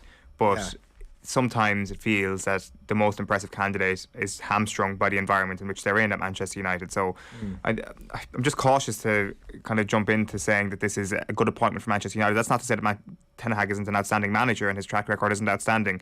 It's just that, can you be a good manager at Manchester United is the question that I would have. It is a very fair question. Our master O'Neill was targeted, says Steve McDonnell as well. That's Michael Clifford writing there in the story that's picked up across the board, that the Ulster players are being targeted unfairly as the suspensions come in there. The Irish Times this morning is also a good place for your best of GAA ahead of the weekend, including the Joe Canning column here that takes the main splash on the front of it, and including a nice little anecdote on here to kick things off, where he talks about a few weeks ago working in the bar one of the Sundays during the league. A few of the lads were in it. They were talking about how this team was really going for the league and how that team was taking it handy and all this stuff. Limerick aren't the same as after losing so many matches, etc. After a while I stopped them and I asked a question. Tell me this, who won the league last year? Blank faces all round. They hadn't a clue. I had to break it, and that Galway shared it with Kilkenny. Fair point. Yeah, no, it is. When it's all you got to go on, you're going to go on it. It is, like, there have obviously been a few exceptions, but I think that when you compare the two sports, in particular football and hurling, the National Hurling League really has developed into something of a phony war of the last little while. Like, even when you look at, like, I suppose Limerick did win the league in 2020, but before that they won it in 2019. That was, of course, the year where they didn't end up winning the All-Ireland. Like, they didn't win the league in 2018, they didn't win the league last year, and they won the All-Irelands in both of those years. So there isn't even correlations that you can really find in the modern game between league success and championship success. A couple of quick mentions, some of the other papers before we move on to our quick picks. Hamstring woe means Treaty face Waterford without Kyle Hayes. Nathan Collins on target to boost survival hopes. This was the goal of Burnley beating Southampton last night. Jamie Redknapp comparing him to Alan Shearer in his technique on getting up and not to the back of the net.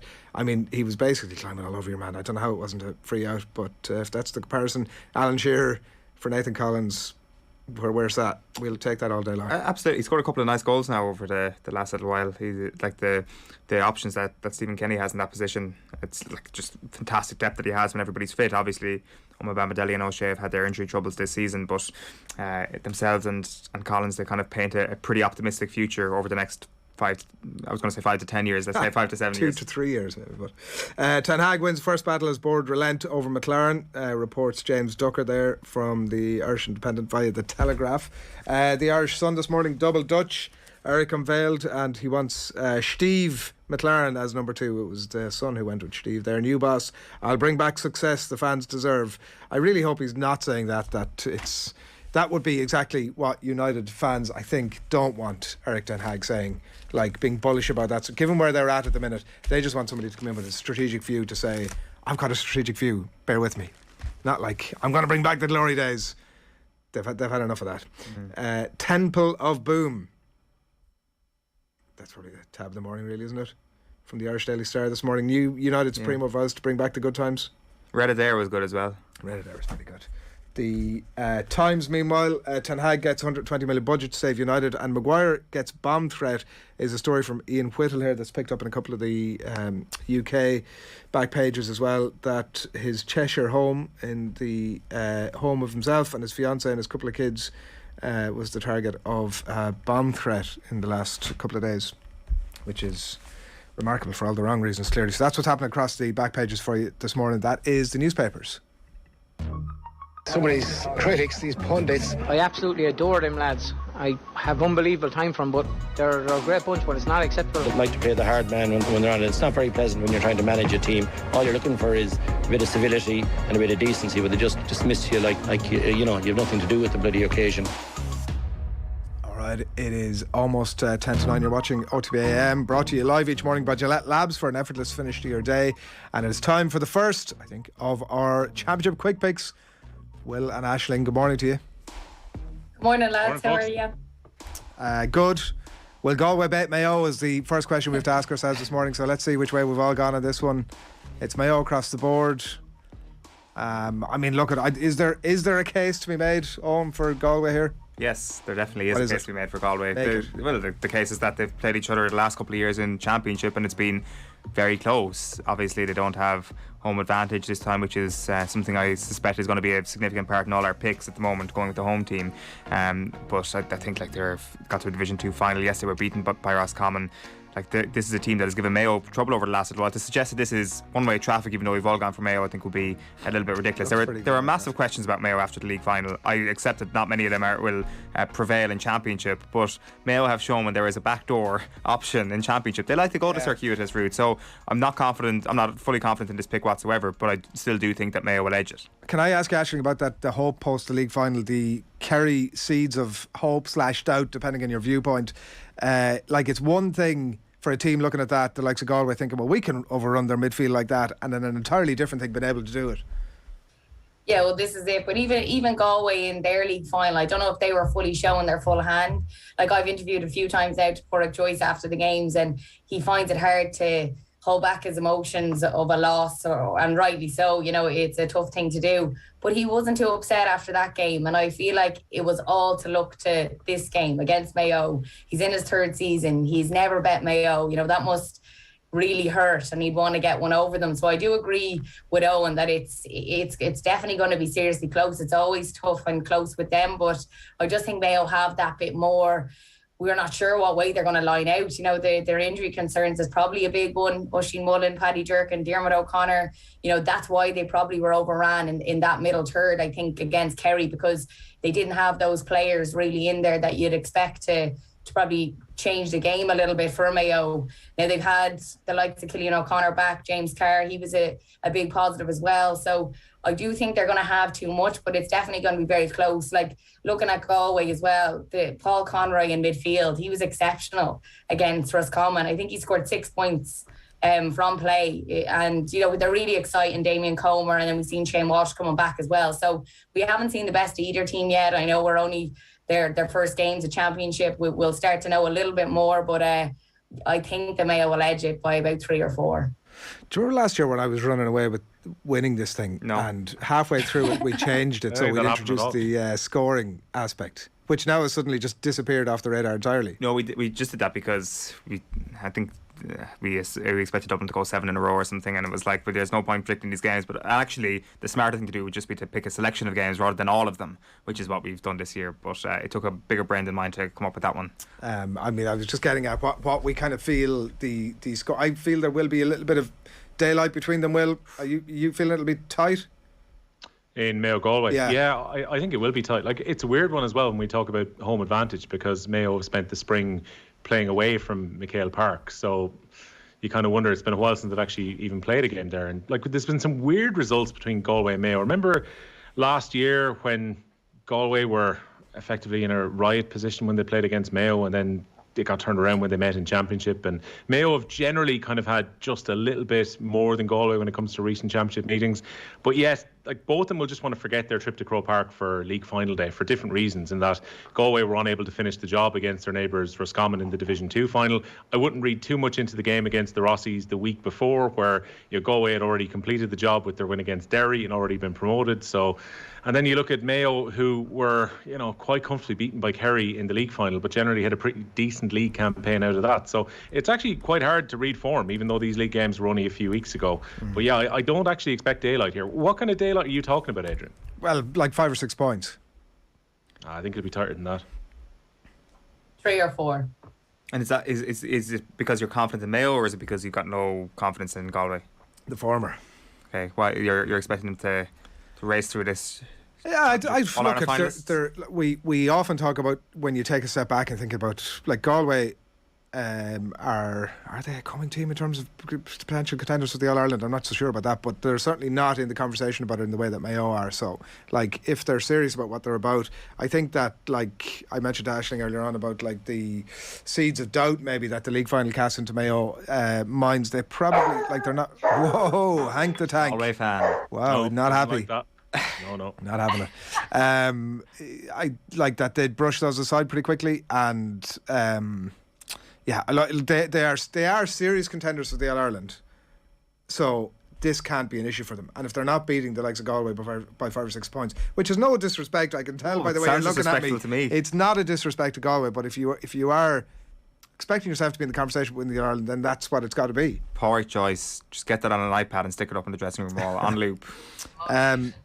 Will mentioned home advantage earlier on, Aisling, and so we moved to Donegal Armagh, and that certainly swung my thought process around the outcome of this one. Let's see which way everybody was going. Donegal Armagh. We've got Donegal across the board, apart from Will O'Callaghan, who's pumping for Armagh here. Tight call. I went with home advantage. It was certainly muddied by the suspensions getting cleared. Did that swing you the other way, Will, or were you always in Armagh? No, it wasn't. It was always in Armagh. I think this is a game that could well have been won at the Central Appeals Committee during the week. Like 4 key players are now available for Armagh. Donegal must be really ruining the decision not to just appeal, because it seems in the GAA the best thing to do is appeal and appeal again. And eventually if it goes to the DRA, you've got a chance that you might get off.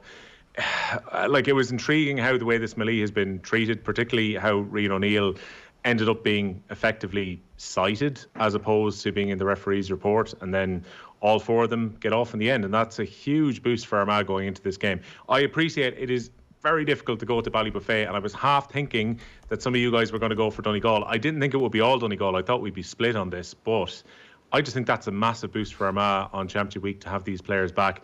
Armagh were very good for the best part during the league. Donegal were decent as well, don't get me wrong. We're talking about 2 Division 1 teams meeting in an Ulster Championship game here. There's definitely going to be no blowout where there's 5 or 6 points in this game, but I actually do fancy Kieran McGeeney's side to go and get a result this weekend. You just can't trust Donegal, says Shane on YouTube. We shall see. I don't know though. Okay, like you can trust them in games against Armagh recently in the Championship. Like, I mean, the record against them is good because Armagh's Championship record has been so bad over the last little while. Last year was the first time that Armagh started to show signs of life in the Ulster Championship, and like, I'd agree with Will, there was like some great glimpses in the league, but those glimpses were at the start of the league. I think their form is front-loaded here a little bit. You can't read too much into it, as we've established with Mayo Galway there when it comes to form, but I still think if you're looking at where the arcs are of both of these teams, Donegal, the return of Michael Murphy, were on the uptick at the end of the league. Armagh maybe on the downward, and that's what gives me confidence in picking Donegal this weekend. As I say, they met 2 years ago. Donegal hammered them in the Championship. Armagh have come a long way since then. But I just think that this sort of, there's a bit more of a war horse about Donegal in Championship. Yes, they've underwhelmed when it's mattered most. They haven't got back to that semi-final, but I think they'll just about edge it. Aisling? Yeah, geez, I said Armagh up until late yesterday, and I changed my mind, and I'm still not 100% sure. I definitely think that Armagh could go to Ballybuffet and put on a massive performance and get a win. And when we're talking about form, about Donegal, I just haven't seen their form. I haven't seen anything even this year in the league that would convince me, even though I picked them here, but nothing that would convince me that they're, where they should be. Because as Owen said, they've constantly underwhelmed in these big games. Look, few things have gone against them. The likes of Michael Murphy last year was sent off. We had injuries. There's always something, to be honest. When we see Armagh and you look at their form, they're up and coming, they're exciting. The brand of football is brilliant to see. The long diagonal balls they're playing inside. Their forwards are a joy when they get on the end of them. So I'm talking myself out of my own prediction here. But I just think Ballybuffet is a tough place to go. We've seen the mind games with the last game when they played and they went to O'Donnell Park, all those things. I think Armagh will be raring to go. Kieran McGeeney will want to get this win more than anything after everything that's happened. But I just think that Donegal, this might be the big win for Donegal to kick them off this year, as you said, with Michael Murphy back in as well. So I went with them, but just about. I wouldn't be surprised if it was a draw or Armagh do it. But I did go with Donegal. Okay, let's move to the hurling. Wexford Dublin first up. We'll just take our predictions here and we'll move on to the next one after that. It's Wexford across the board. Limerick Waterford. It's going to be Limerick across the board, and of course it is. It's like, I certainly feel it's, and I see obviously the reports coming through last night that Kyle Hayes is out, but like, it's impossible to back against Limerick even with that team news. Yeah, I mean, this is the first time Kyle Hayes is going to miss a championship game under John Kiley. It goes back across 27 matches now that he hasn't missed, and when he went off feeling his hamstring against Cork last week, you were wondering how serious it was. It's being reported as a strain. So he'll probably be back for the end of the Munster Championship campaign with Limerick. There was no way they were going to risk him, given that they still have a couple of games to play after this game against Waterford. But this one's intriguing because potentially, as Derek McGrath has written in the Irish Examiner this morning, this could be the first of 3 meetings. We spoke about, Kerry and Mayo could meet 3 times this year after they met in the league final. This could well be big game in the round robin, a Munster Championship final and the All-Ireland final, depending on whether the teams can sweep up the rest of their results in Munster. It's a pity that last weekend one of these two teams didn't suffer a defeat, because if they had, it would have added that extra bit of spice and importance to the fixture. I think the loser of this game will still qualify. Like Waterford, we have seen the goal touch that they've been going for. They will need to score goals at the Gaelic grounds if they're going to overturn Limerick.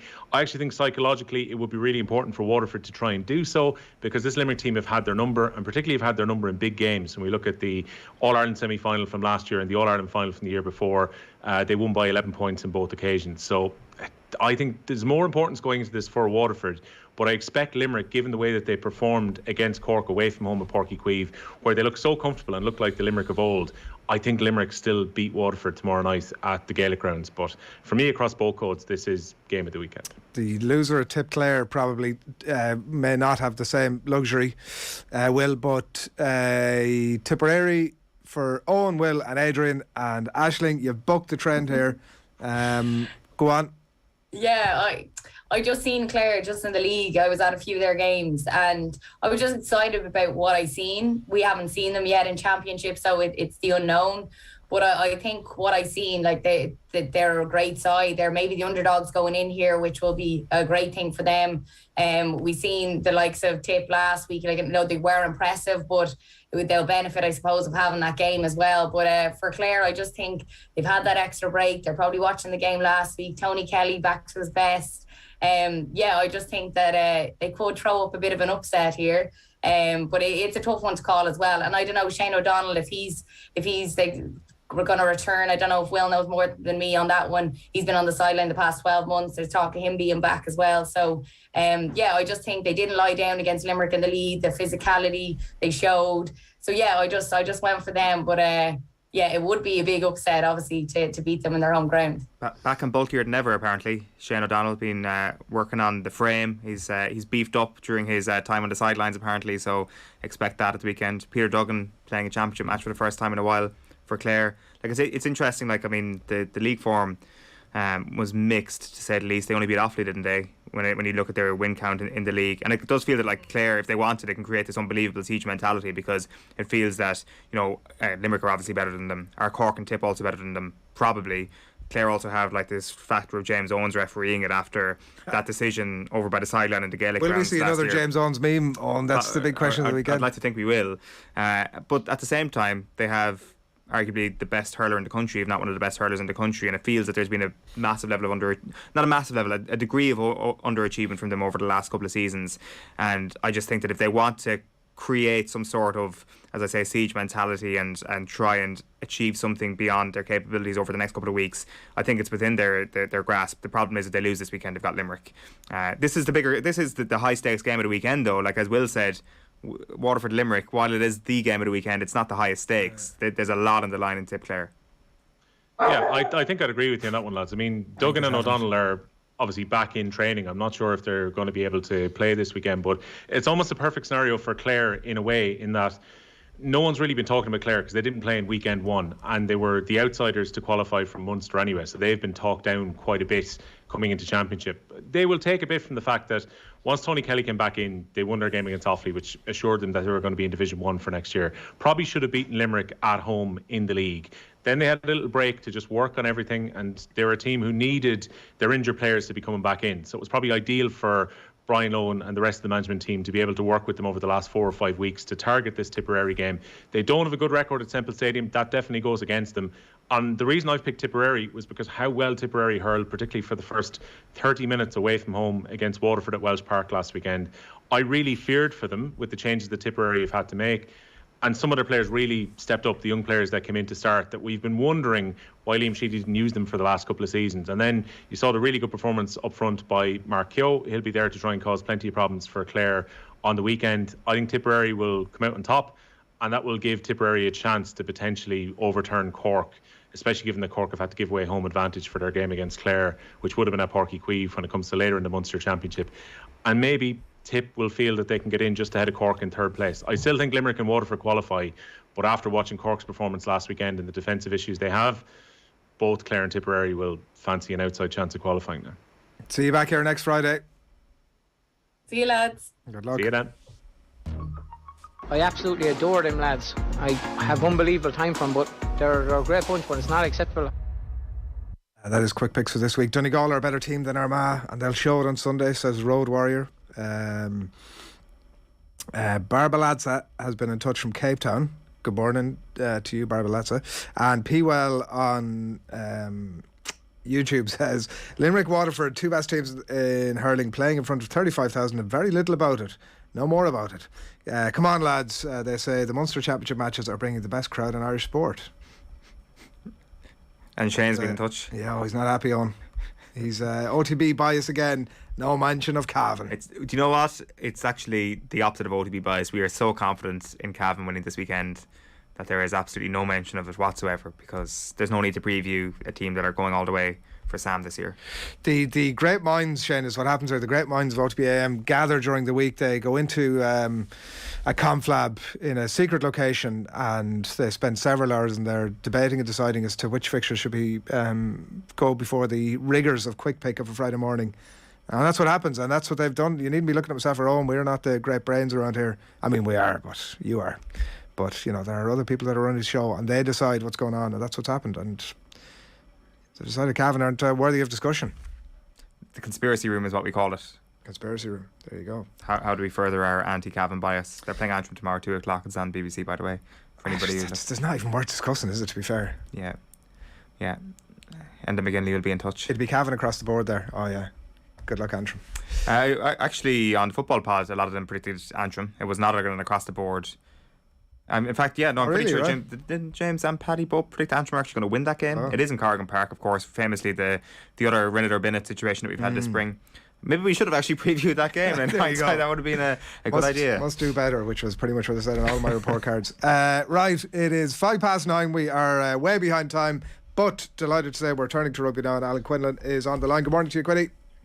Morning, lads. How are you? Good. We had a bit of an agenda of stuff to speak about. Then we got sidetracked at the top of the show talking about Mac Hansen and me being impressed with him at the seeing him twice at the Aviva over the last couple of months, twice for Connacht, being very impressed with him again. He's obviously doing his stuff for Ireland. I'm wondering aloud as to whether he should make the trip at some point south. That maybe a fit with Munster would be a good career move for him. Well, he's good enough to play with any of the provinces, I think. He's been brilliant. I've been really impressed with him myself. I think he's not just a good footballer, but an intelligent rugby player as well. And he has that ambition to attack, and someone who, if you go and watch him, you're excited by what he wants to try and do in a game. And he's done brilliant. He'd be certainly a nice fit, but you have to be very careful here. You get in trouble with all the Connacht. Well, I was going to ask you, are we still... I look at Owen has been stirring them up earlier on one way or the other, despite there was no slide coming from my direction. But are we still in a position on that point of the best players leaving Connacht? I don't know. I think it's a crucial situation for them coming up this year. If they don't make the playoffs or they don't make Europe, it probably starts that debate again, doesn't it? That the possibility of players looking outside of Connacht, particularly if they're young players and they've got some elevation and attention from other clubs. But I think it's the last thing.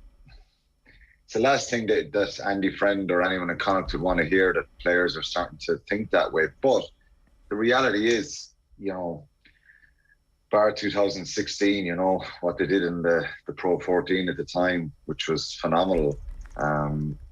They've got to be in the mix for competitions and at the latter stages. And unfortunately, this year is probably going to peter out for them. So you're always going to be vulnerable and open to other clubs picking off some of your best players. So, if I was a Connacht player and Leinster came knocking, like what happened with Robbie Henshaw or Munster, you're gonna think about it. But I think they're building something which is really important, and that's the draw. I think the atmosphere is really good. Some very good young coaches in there with Andy Friend as well, and but I think pre-season can come quick enough for them. I know they'll try and finish in a high and go to South Africa and win their games there, but if they don't make Europe and don't make the playoffs, then it'll end up being a very disappointing season for them. Into round 4 of the Six Nations on Sunday, and it's England at Welford Road, and the fixture that drives fear, I suppose, into the coaches and management ahead of the game. The toughest game of the championship.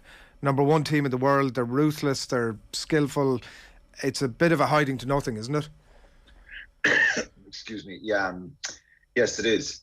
It's a very difficult situation because they're not going to openly say that they're going to lose the game, but that's the reality unless something extraordinary happens. It's a very difficult situation, and you've got to try and block that out as a team.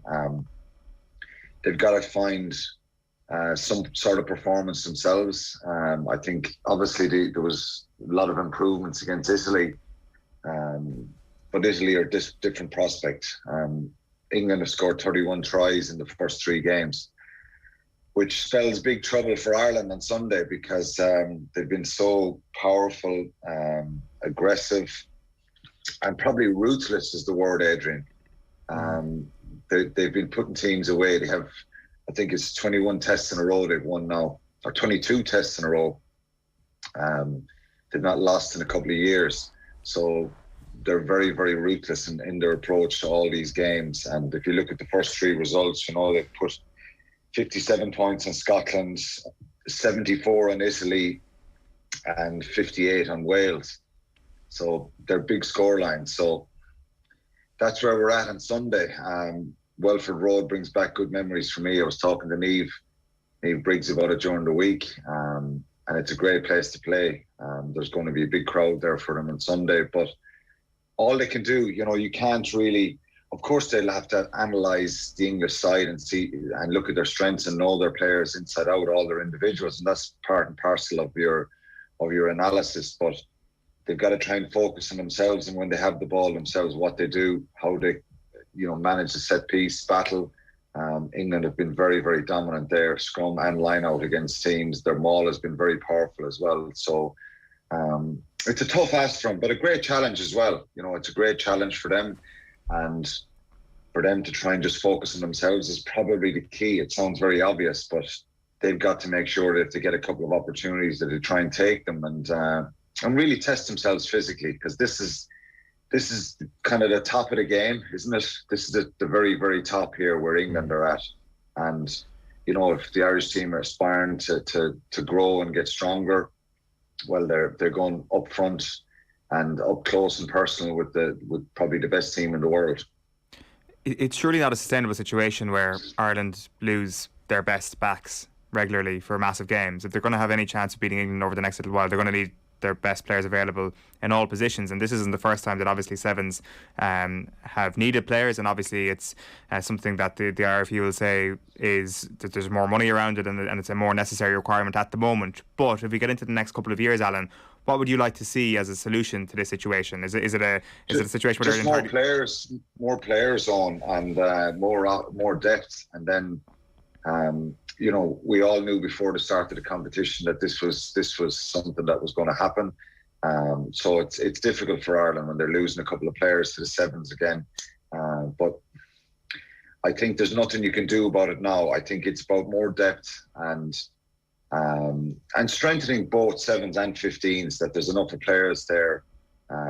Some, of course, will cross over at times because and that will continue to happen. But the more depth you have, and that's part of the review process and the report has come out, is to try and strengthen both Sevens and 15s. And but it's certainly not ideal to lose some of your best players and your most attacking players with a trip to England. Is the crossover sustainable, Alan? Like having to cross over players in the long term? I don't know because it depends. It's difficult. I think you're jumping from one team to the other at different tournaments.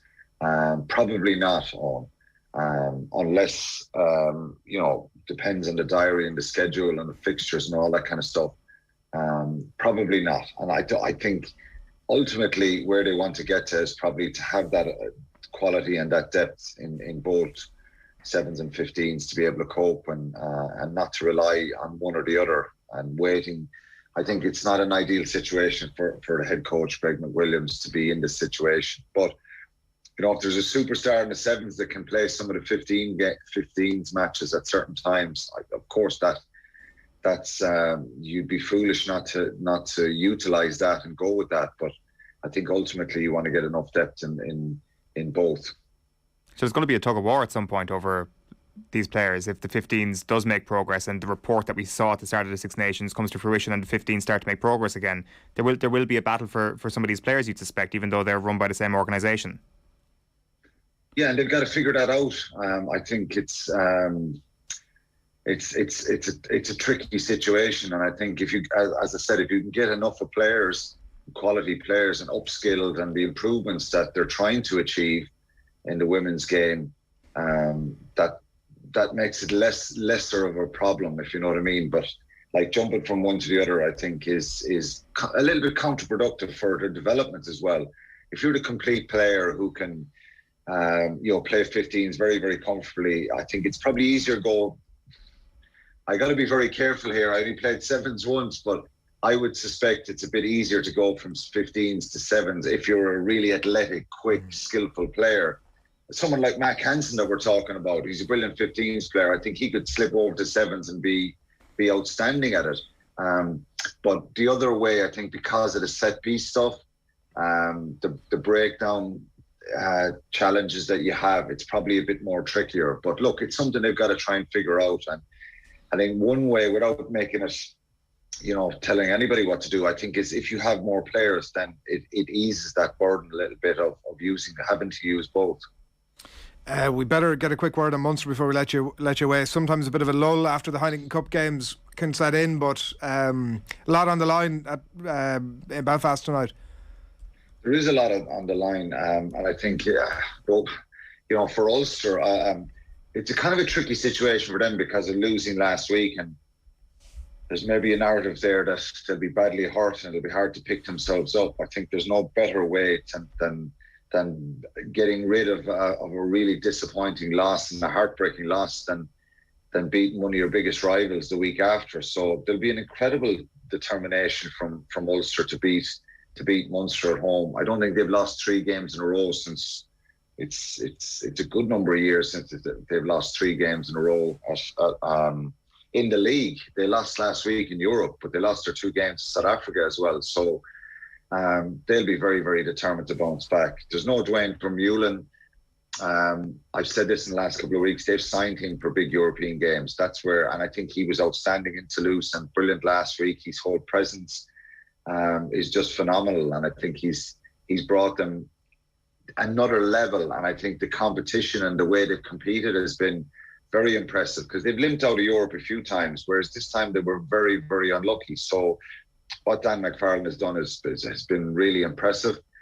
Some mistakes in that game last week just cost him. But for Munster, they're down to the bare bones, aren't they, really, with I was just thinking, wouldn't you love to be going to Belfast now with Gavin Coombs and Tyburn, Andrew Conway, Dave Kilcoyne?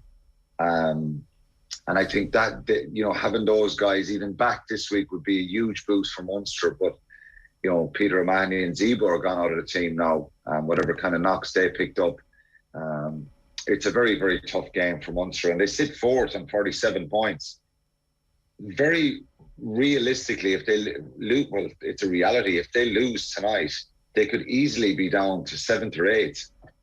Edinburgh are on 7th on 44 points, and they have a home game, or they're playing Benetton this weekend, I think, and it's the Sharks, the Stormers, the Bulls. They all have home games as well. So I think it's a situation that Munster very, very obviously need to win this game. Edinburgh have Zebra at home, so they're going to win that. So they're going to kind of probably get 5 points and jump up to 49.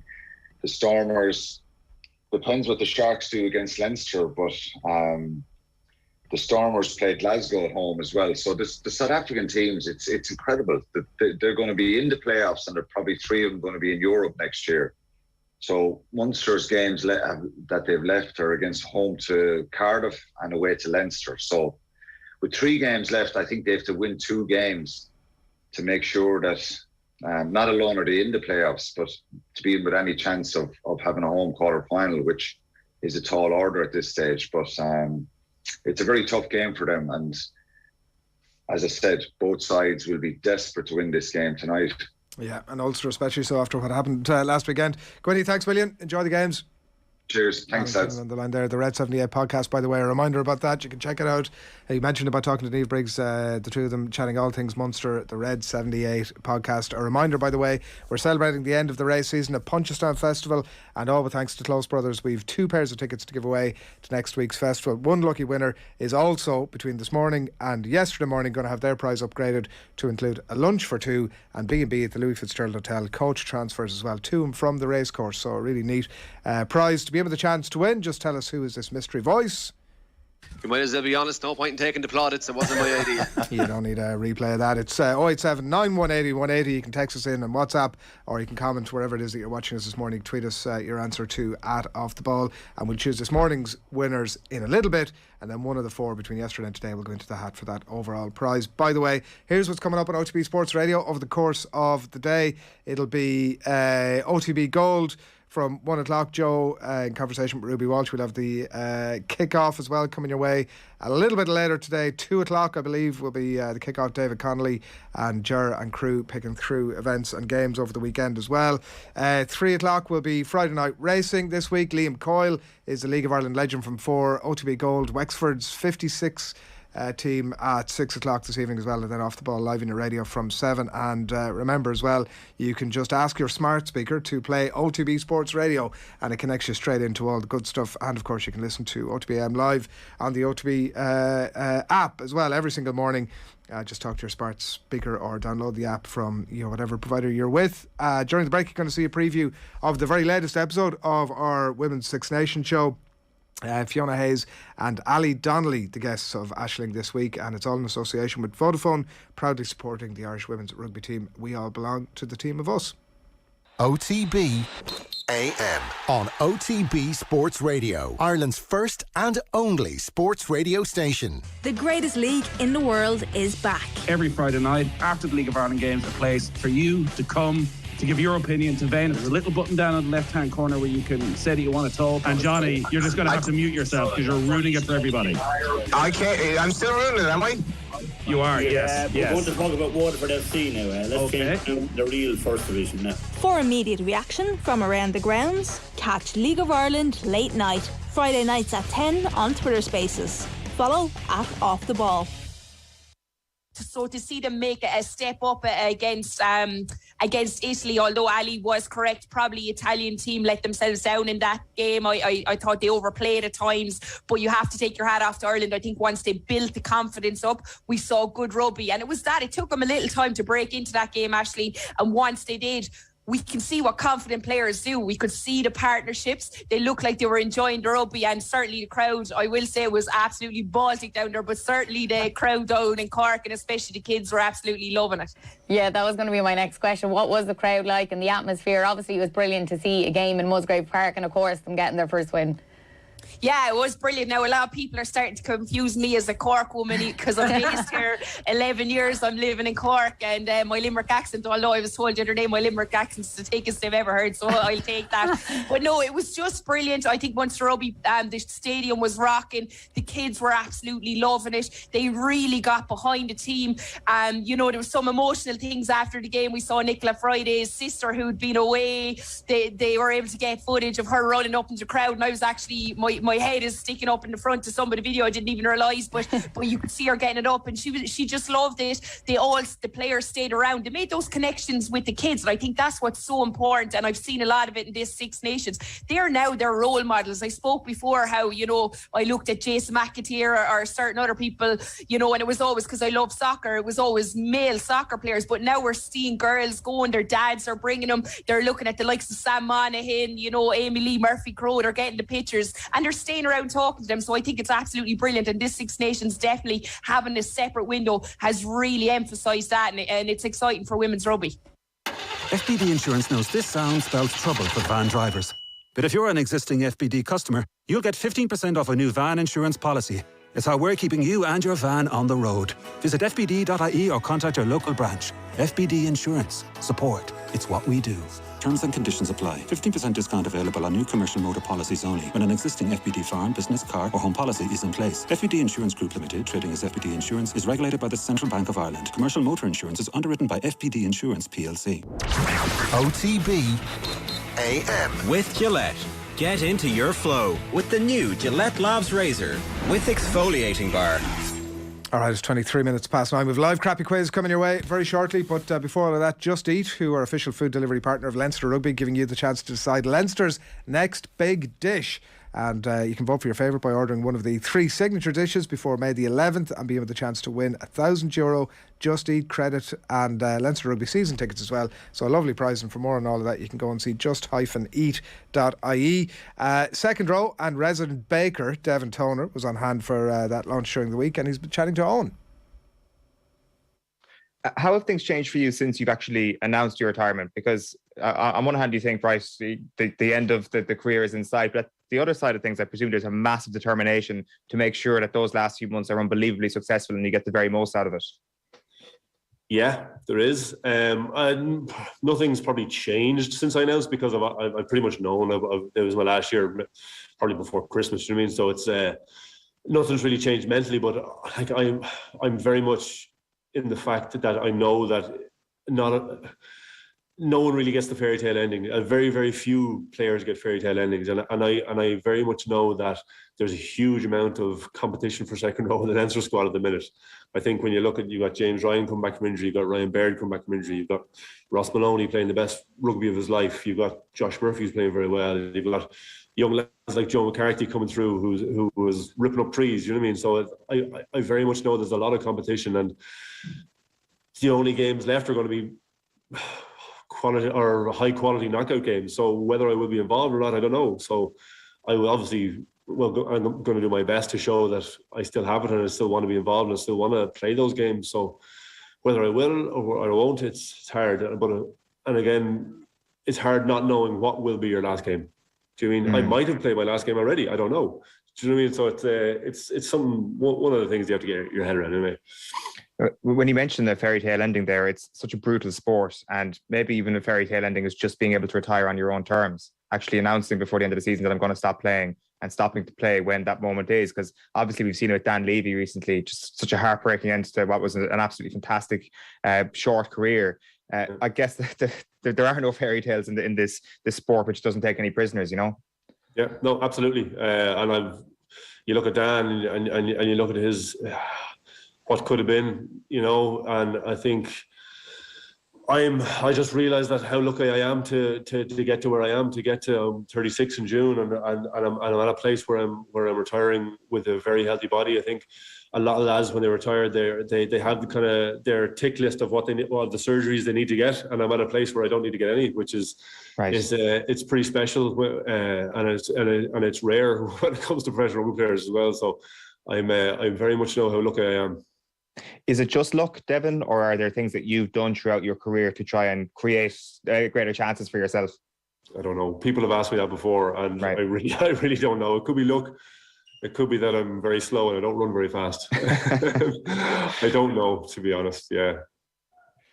What is the one thing you're most looking forward to after stepping away and not having to go to training every morning?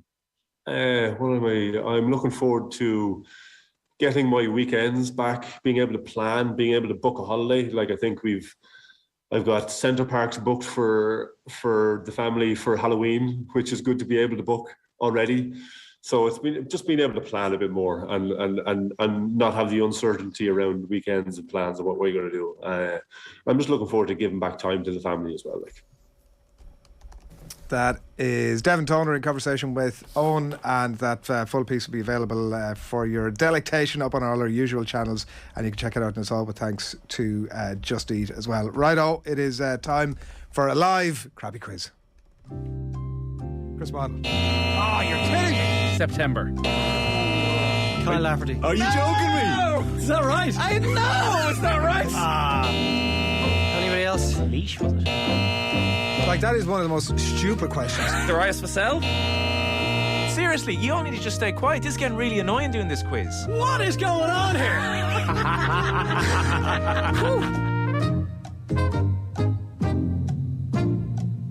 Welcome along to the shoutiest segment on Irish radio. It's the scintillating, it is the stupefying, it's the splendido crappy quiz. Oh, you nearly screwed that up. I sure did. It's been long. It's been 2 weeks. Every Friday, we pit three of team off the ball up against each other in a no-holds-barred quiz of sporting factoids at the end of the week. Allow me to welcome today's contestants. Our first contestant is the king of Friday mornings, the man who kickstarts your weekend with scorching hot takes and famous tangents on cool pop culture topics. It's Adrian, who's your daddy Barry. Good morning. It's 9:28. We were supposed to be doing this at 9:05. That's how controlled. That's how controlled the environment is on a Friday morning. Friday's just, it's freewheeling, isn't it? On it's just, you never know what happens. And it ruins everybody else's day. My weekend always gets off to the right start. That's what we're here for on Friday morning, ruining people's days. That's how we work. Our next contestant is the king of Monday through Thursday mornings, the man who kickstarts your weekdays with scorching hot takes and famous tangents on cool pop culture topics. It's the artist formerly known as the mustachioed menace, Ger Gilroy. Oh, I've had a tough week. It's been a week. And our final contestant, to make matters worse, one of our contestants pulled out of the quiz. That was the worst thing that happened to me this week. Our final contestant has developed a sort of Richard Williams relationship with his dog. Hank the Tank has been programmed to dominate Crufts 2023 after these next 10 months of arduous training. It's the Jim Gavin of the canine world, Will O'Callaghan. Not sure exactly how well this is going to work out, because I took the opportunity with my break at 9 o'clock to bring Hank for a bath, somewhat in celebration for the fact that, minimal interference with the exception of the hurling section, I think, on Tuesday morning. I was like, we'll give him a reward, give him a nice bath. Always ends up that he gets hyper after a bath, and he is now zooming around the couch in the background, which is the reason that the background is blurred currently, because he is running around and he's now climbing up on a speaker. So I would imagine that Hank will probably take part in this quiz as much as I will over the next few minutes. Well, hopefully his distraction means that you're minus a couple of points. It's a handicap for you. Because otherwise Will's got to win this, like someone who knows something about stuff. Do you put him into your... Against me and Adrian, that's like unfair. Do you put him into your actual bath? Yeah, I put him in the actual bath. Now, the water was only up to the top of his feet, so I gave him a nice little shampoo and rubber ducky? A quick wash. And then, no, he's no rubber ducky, but he did get he got nicely rinsed off, and then he was zooming around, running off the walls to try and dry himself after I towel dried him. And now he is using the entire circumference of the kitchen and the living room to try and zoom around. So I would imagine my light could fall, the mic could fall. This could be a crappy quiz to remember in a moment. Well, I hope so. As ever, the format is a classic crappy quiz with a series of questions and a range of themes, and it's onto the slip and slide of trivia, which is the rapid fire round. You can podcast the crappy quiz on otbsports.com or on the OTB Sports app. And if you're watching on YouTube, make sure to click the thumbs up, even if you contribute nothing but misery to your day. Any questions, you can send them via postcard. We haven't got a postcard in ages, to Crappy Quiz Quizmaster, Off the Ball Towers, Marconi House, Diggs Lane, Dublin 2, and we have had a massive reaction to our last crappy quiz. This was, of course, our Masters special 2 weeks ago, where John Duggan blasted his way to victory in ridiculously impressive style. Liam Dunn said that was special. Andre Manlutach said, not a golf fan, but I enjoyed that. Was all very civil, though, for a crappy quiz, maybe because John and Joe are gentlemen. Nathan also took part in the quiz. Celtic said, good quality answers, but bring back Gilroy and Adrian for the mayhem. And Barry Swain says, the beauty of the quiz is the joke it is taken for. This quiz is not beauty. A deeply offensive comment from Barry there, and we would like to completely... It was very, very, very, very, very impressive. And it did also show up the shitness of your round, where the pass the parcel thing, where Duggan was like pulling from his arse pocket like the winners of the Masters in order back in the day, and Nathan was going, Tiger Woods, Jack Nicklaus, Tom Watson. Tom Watson didn't win one, obviously. Or did he? I don't know.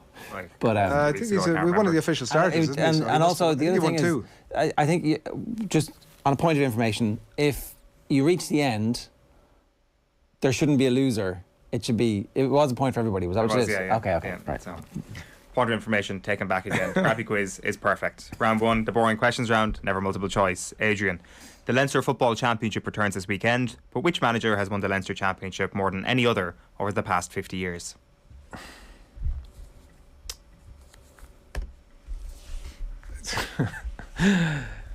So it's not the obvious one. Is that what we're saying? Don't look at him. He's got interested to know what you think the obvious one is. He's got a computer open there. Come on. Oh, like there's probably you're probably going to tell me there was a run, like somebody went on a run in the 70s and won 400 of them in a row or whatever, but I'm going to go with the obvious one regardless. Jim Gavin. No, Jim Gavin is joint second with Heffo on 7. Number 1, Sean Boylan with 8. Wow.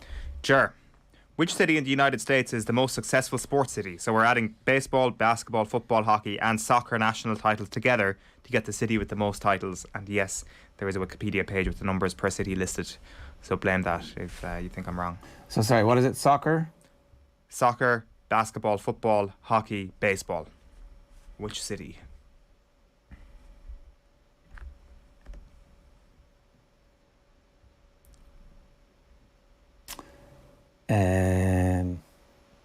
This is where Nathan's style. I'm thinking that I'm thinking that the Yankees give obviously New York a massive advantage over everybody else because they're miles ahead of everybody. But Los Angeles have had the Dodgers and they've had the Galaxy like suddenly be relevant. But then there's Boston, who obviously have the Celtics. And do the New England Patriots count as Boston? Yes. I'm going to go with the New York because of the Yankees. Correct. Well done. But that completely skews it, right? Yeah, it does. 35 baseball titles from there, 62. They would almost beat every other city alone with the Yankees. Boston have 40 in total, Chicago have 32, Los Angeles have 32. Lakers, of course, some of their titles weren't won in Los Angeles, so that would have diminished that number. So 62, New York, well out in front. I was going to say Arthur, may or may not have been due to take part in the quiz. Will. Erik ten Hag is the latest Dutchman to enter the Premier League, but which Dutch manager currently holds the record for the best win rate in Premier League history, having overseen 34 games and won 18 of them? Gus Hiddink? Correct. Ooh. Will is off the mark. Round 2 is the multiple choice Munster Round of Mania round. This round is a great opportunity to impress your friends by proving to them that you know loads about the Munster Hurling Championship and about other things too. Adrian, which of these things happened least recently? A. Cork won their last senior All-Ireland hurling title. B. The first iPhone was released. Or C. Tom Brady won his first Super Bowl. So which of those happened the longest time ago? Jesus Christ, you could have worded that slightly better, couldn't you? I couldn't really think of any longest time ago. What is the word for least recently? Which of these happened? Which happened first? First. Least recently. I was staring over the script like 5 minutes. I was like, Tom Brady's first Super Bowl, the iPhone, and Cork's last All-Ireland hurling win. Correct. Well, Tom Brady has been around for... So Tom Brady it's got to be Tom Brady. Tom Brady. Correct. Jojo had to just give it there, yeah. No, that was your answer anyway, yeah. Tom Brady 2002, Cork was 2005, iPhone was 2007. Was the iPhone 07, right? Jesus. Ger, who is the tallest? A. Kyle Hayes, B. Virgil van Dijk, or C. Dwayne Wade? Oh, bollocks, I don't know anything about Dwayne Wade. I'm going to go Kyle Hayes, though. Correct. Good answer. Hayes is 6'5", the other two are 6'4". Arthur. Will. This is going to go down officially on that website as well as an Arthur win if I do win. But anyway. Yeah. Which of the following lasted the shortest period of time? Hey-o. A. Babs Keating's second reign as Tipperary manager. B. Jose Mourinho's stint as Manchester United manager. Or C. Ronald Koeman's stint as Netherlands manager. Which of those lasted the shortest period of time? These all have to be fairly close. These are all somewhere between 2 and 3 years, I think. Bab's second stint, I'm going to guess. Correct. It was 665 days. Jose went a full 900, and Ronald Koeman was 925 days. So there you go. Will, you're on 2 points. Jerry, you're on 2 points. Adrian, you're on 1 point as we enter the Pass the Parcel of Doom round. You know the rules at this stage. You just give me a name that's on the list, and we keep going through the list until you get one wrong, or you can't give me a name, at which point you're eliminated. Last man standing gets the point. It's an open sheet. A computer. The adjudicator can look at any point to see whether it's cheating. They shouldn't have to. If I'm cheating... if we trusted you, Adrian, it wouldn't be a big deal, would it? If I'm cheating for my win rate, there's something desperate. You're just bad at cheating. Like, what's the... Adrian, you kick us off here. Can you name a player who has won the World Rugby Men's 15th Player of the Year award since its inception in 2001? Dan Carter. Correct. Ger. Richie McCaw. Correct. Will. Anton Dupont. Anton Dupont is correct. Adrian, back to you. Keith Wood. Keith Wood is correct. He won the first one. Ger.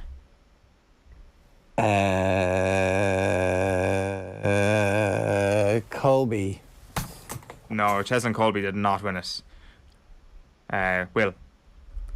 I'm going to go for Brian Habana. Brian Habana is correct, yeah, 2007. Adrian? Johnny Wilkinson. Johnny Wilkinson is correct. He's looking it up.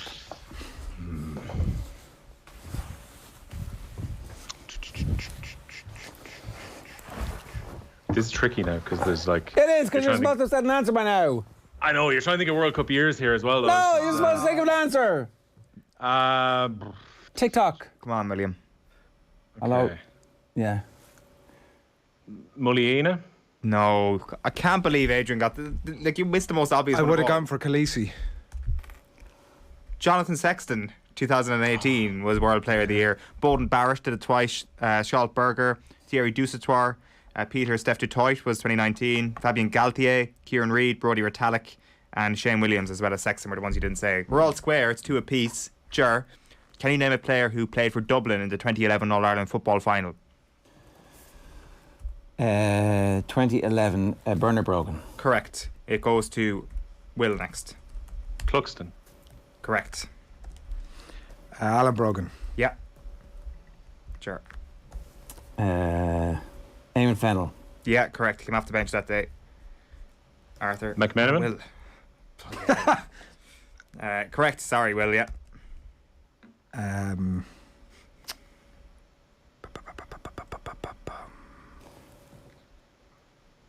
What age would he be? Kieran Whelan?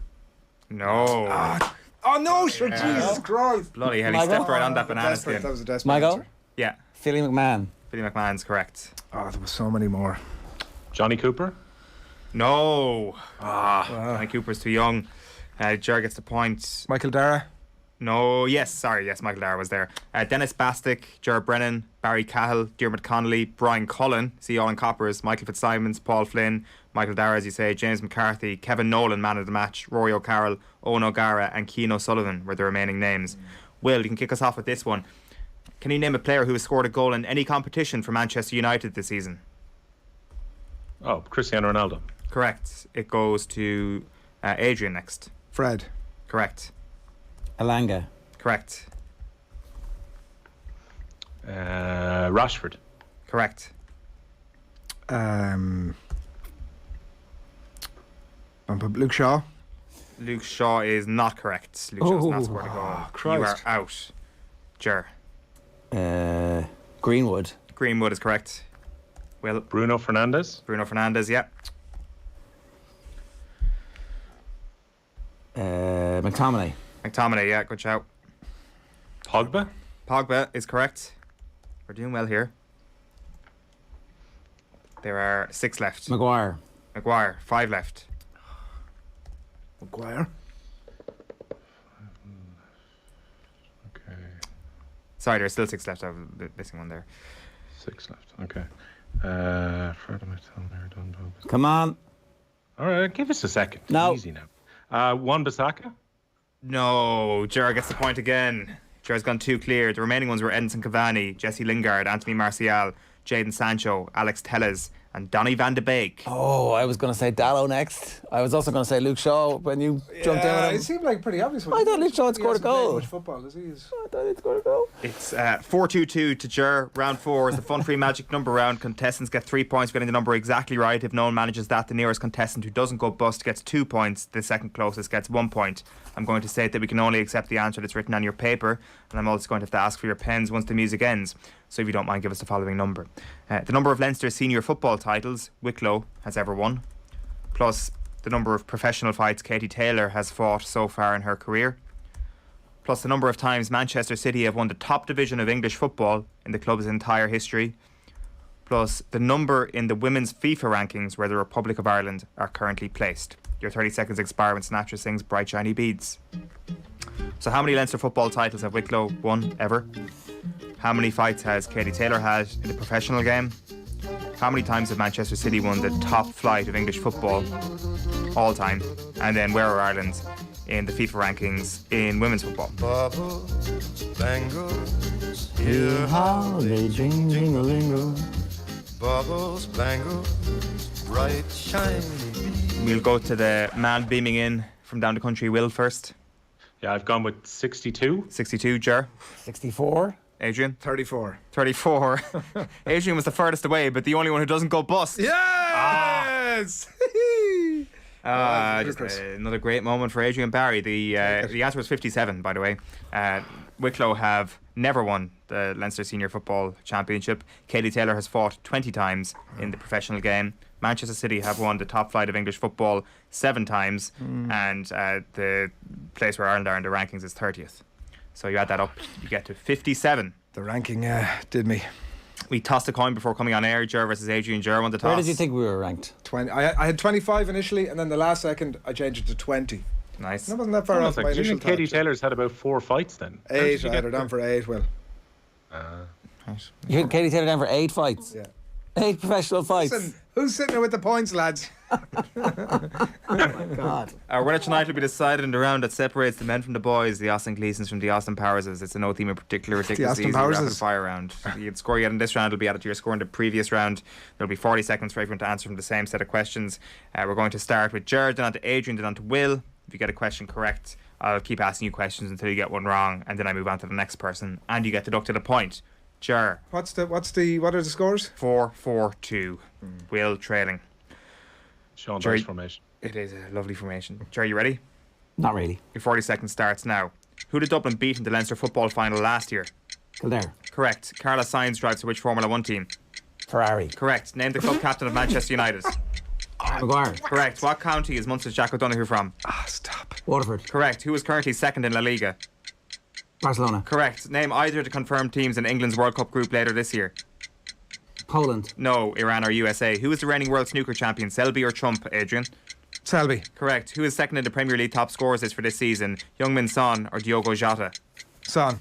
Correct. Mikhail Antonio plays his international football for which country? Uruguay. No. Yes! Jamaica. Ger wins, obviously. Comprehensive. Two things. He hadn't a clue about Ferrari. It's the only team he knows. And Harry Maguire. What? I mean, it's true. That it's is like, that's not even a 1 yard tap in. That's stealing someone else's goal. There you go. That's a ridiculous question. I'm like an absolute mothering of everybody. I lay waste. Really? Like no, napalm. I was pretty close in the end, I'd say. I love the smell of napalm in the morning. You know what? Can Arthur go down on the record as my score from this quiz, please? Yes, we'll pass it on. There was no interference from Frank the Tank, which I'm desperately disappointed with, but thank you for taking part, Will. Thank you as ever for taking part, He's chewing Adrian. a spoon at the moment is what he's doing. Oh, nice. Congratulations. One of the great old-time quizzes there, lads. Well done to everybody. Congratulations. Kyle Lafferty. Are you joking me? No! Is that right? I know it's not right. Anybody else? Leash, was it? Like, that is one of the most stupid questions. Darius Vassell? Seriously, you all need to just stay quiet. This is getting really annoying doing this quiz. What is going on here?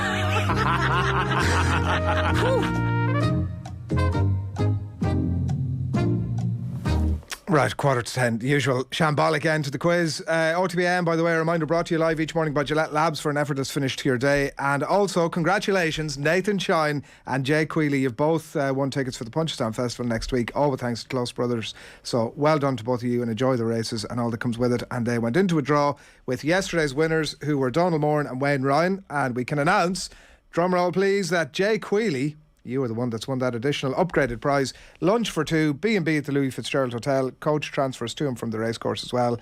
And as I said, all with thanks to Close Brothers. So enjoy that. Sounds like a great prize. We're going to leave you this morning.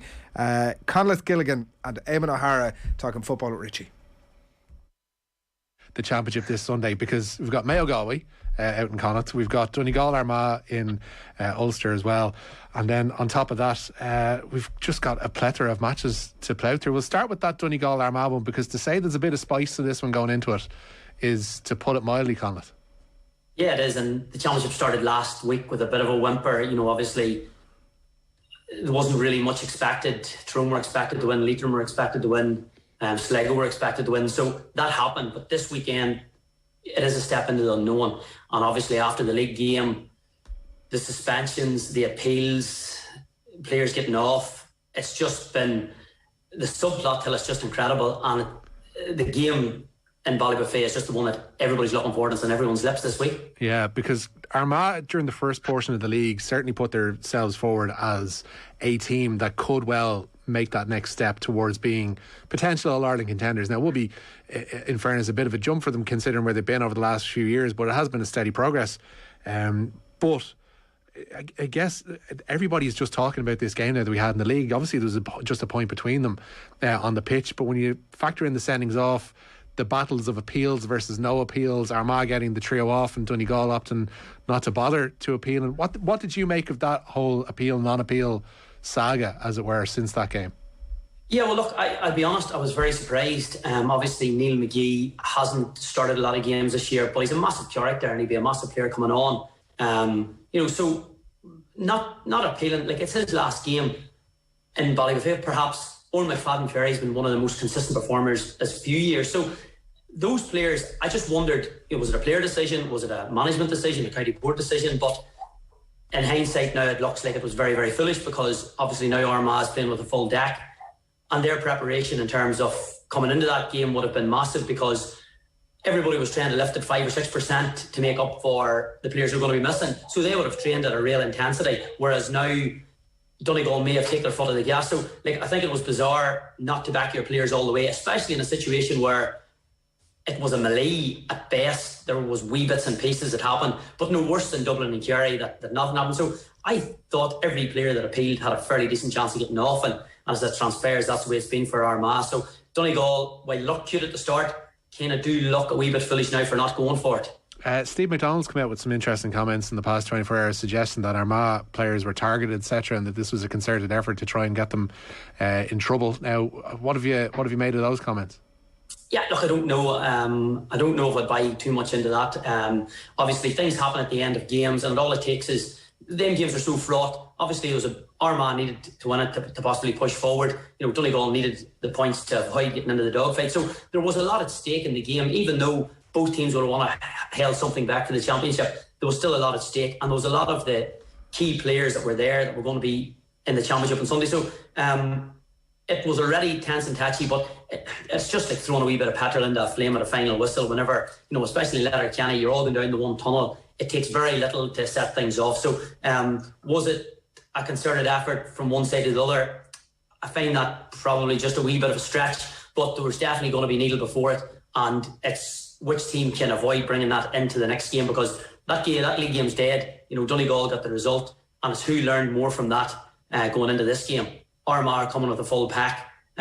Probably Conor Mackin's back, but he's going to be injured anyway. Oisin Gallen's injured for Donegal, but outside of that, it'll be 2 full teams. So probably it's a big advantage to to Armagh getting those guys back, particularly Aidan Nugent. He scored 116 through the league. So when you take his scores out of that, Armagh were going to be a wee bit more toothless. Stephen Campbell had scored 10 points off the bench. So the contributions them two men had made through Armagh's league, especially in the stickier patches, has been massive. Yeah.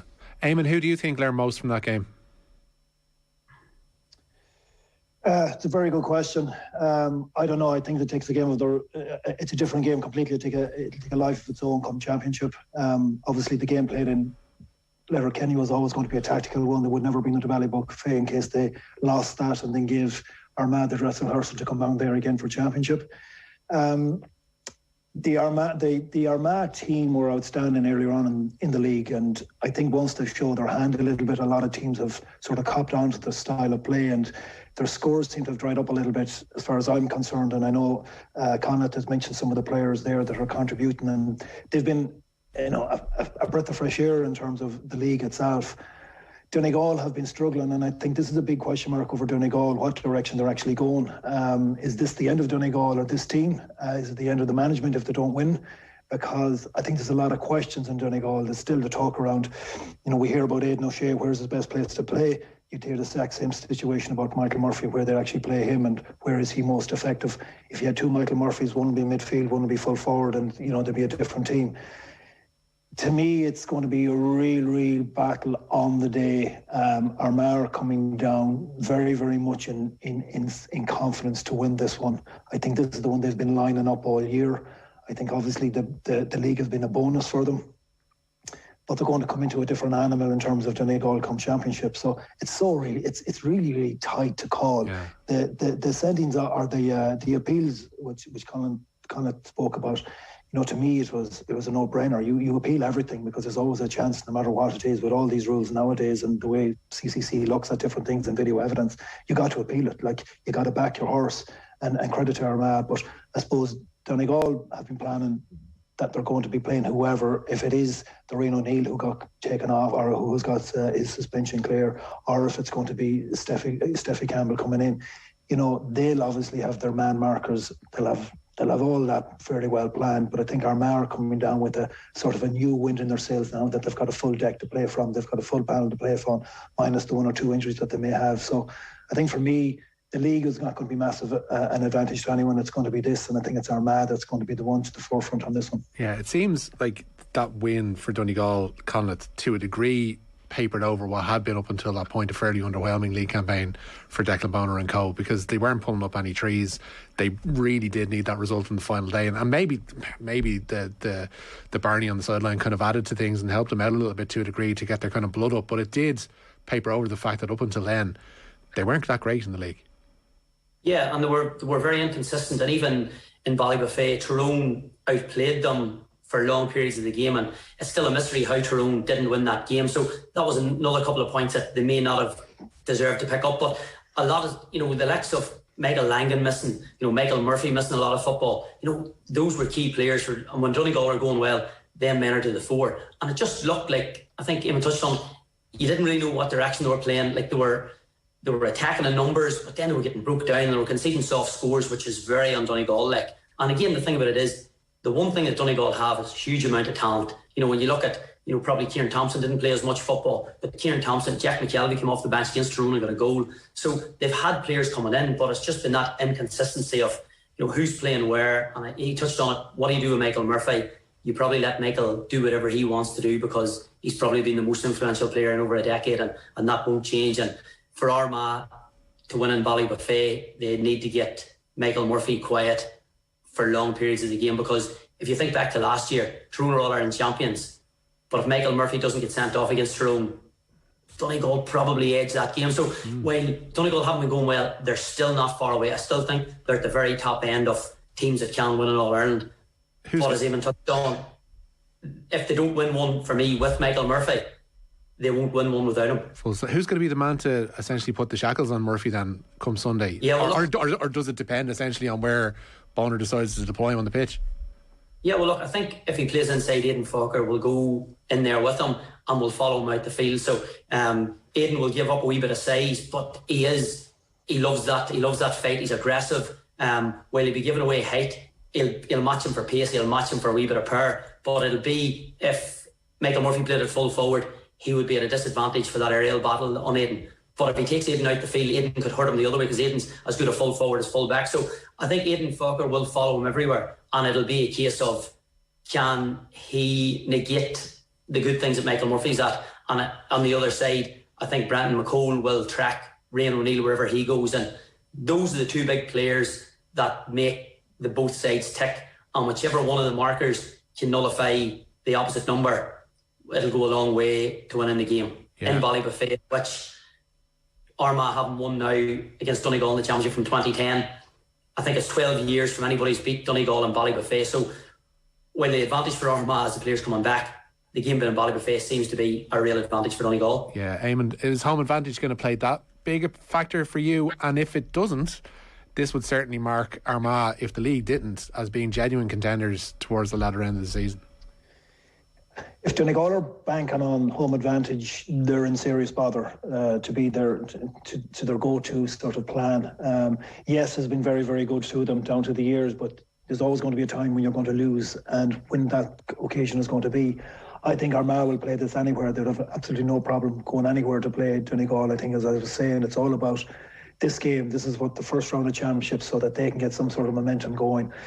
And as I was saying about Donegal, they're at a stage now where it's going to be, shit or get off the pot, excuse the language, in terms of this group of players. And if they don't actually go on now and try and win an Ulster title, I believe they can, if they can get it right, if they can get the balance of defence and attack right. There was times there against Monaghan when I was up, I was doing a bit of commentary on it, and I have to say Monaghan at times just ran up the middle of them. 2 or 3 quick passes, cut them open. Now Armagh will have looked at that. They've got that personnel, and the likes of Rian O'Neill can turn and deliver very, very early inside, or alternatively guys will kick it into him. It's set up in a way that if Donegal don't shut down early, but also get end product on the other side, I think it's going to be Armagh's game. But home advantage, I think, Richie, it's a big ask to be relying on that going into a first round of first round of championship in Ulster. It's set up for a fascinating contest, to say the least, on Sunday afternoon. Really looking forward to that one. That's Donegal versus Armagh in Ballybuffet. Next, we turn to your own home province, Eamon, and Mayo and Galway, who obviously meet in the quarterfinals in Connacht this coming Sunday. I'm going to play you a clip from the football show and have a listen to Paddy Andrews here in episode 13 of the Football Pod and why he thinks Cillian O'Connor should start for Mayo this weekend against Galway. I think he has to start. Yeah, don't be waiting for Leitrim. Otherwise, they'll play Orm or they'll play. They're not at the same level. They're nowhere near the same level as him. This is a massive game for him. They'll get him for 35 minutes, maybe from the start. He played 20 minutes 3 weeks ago. They played at least one shot.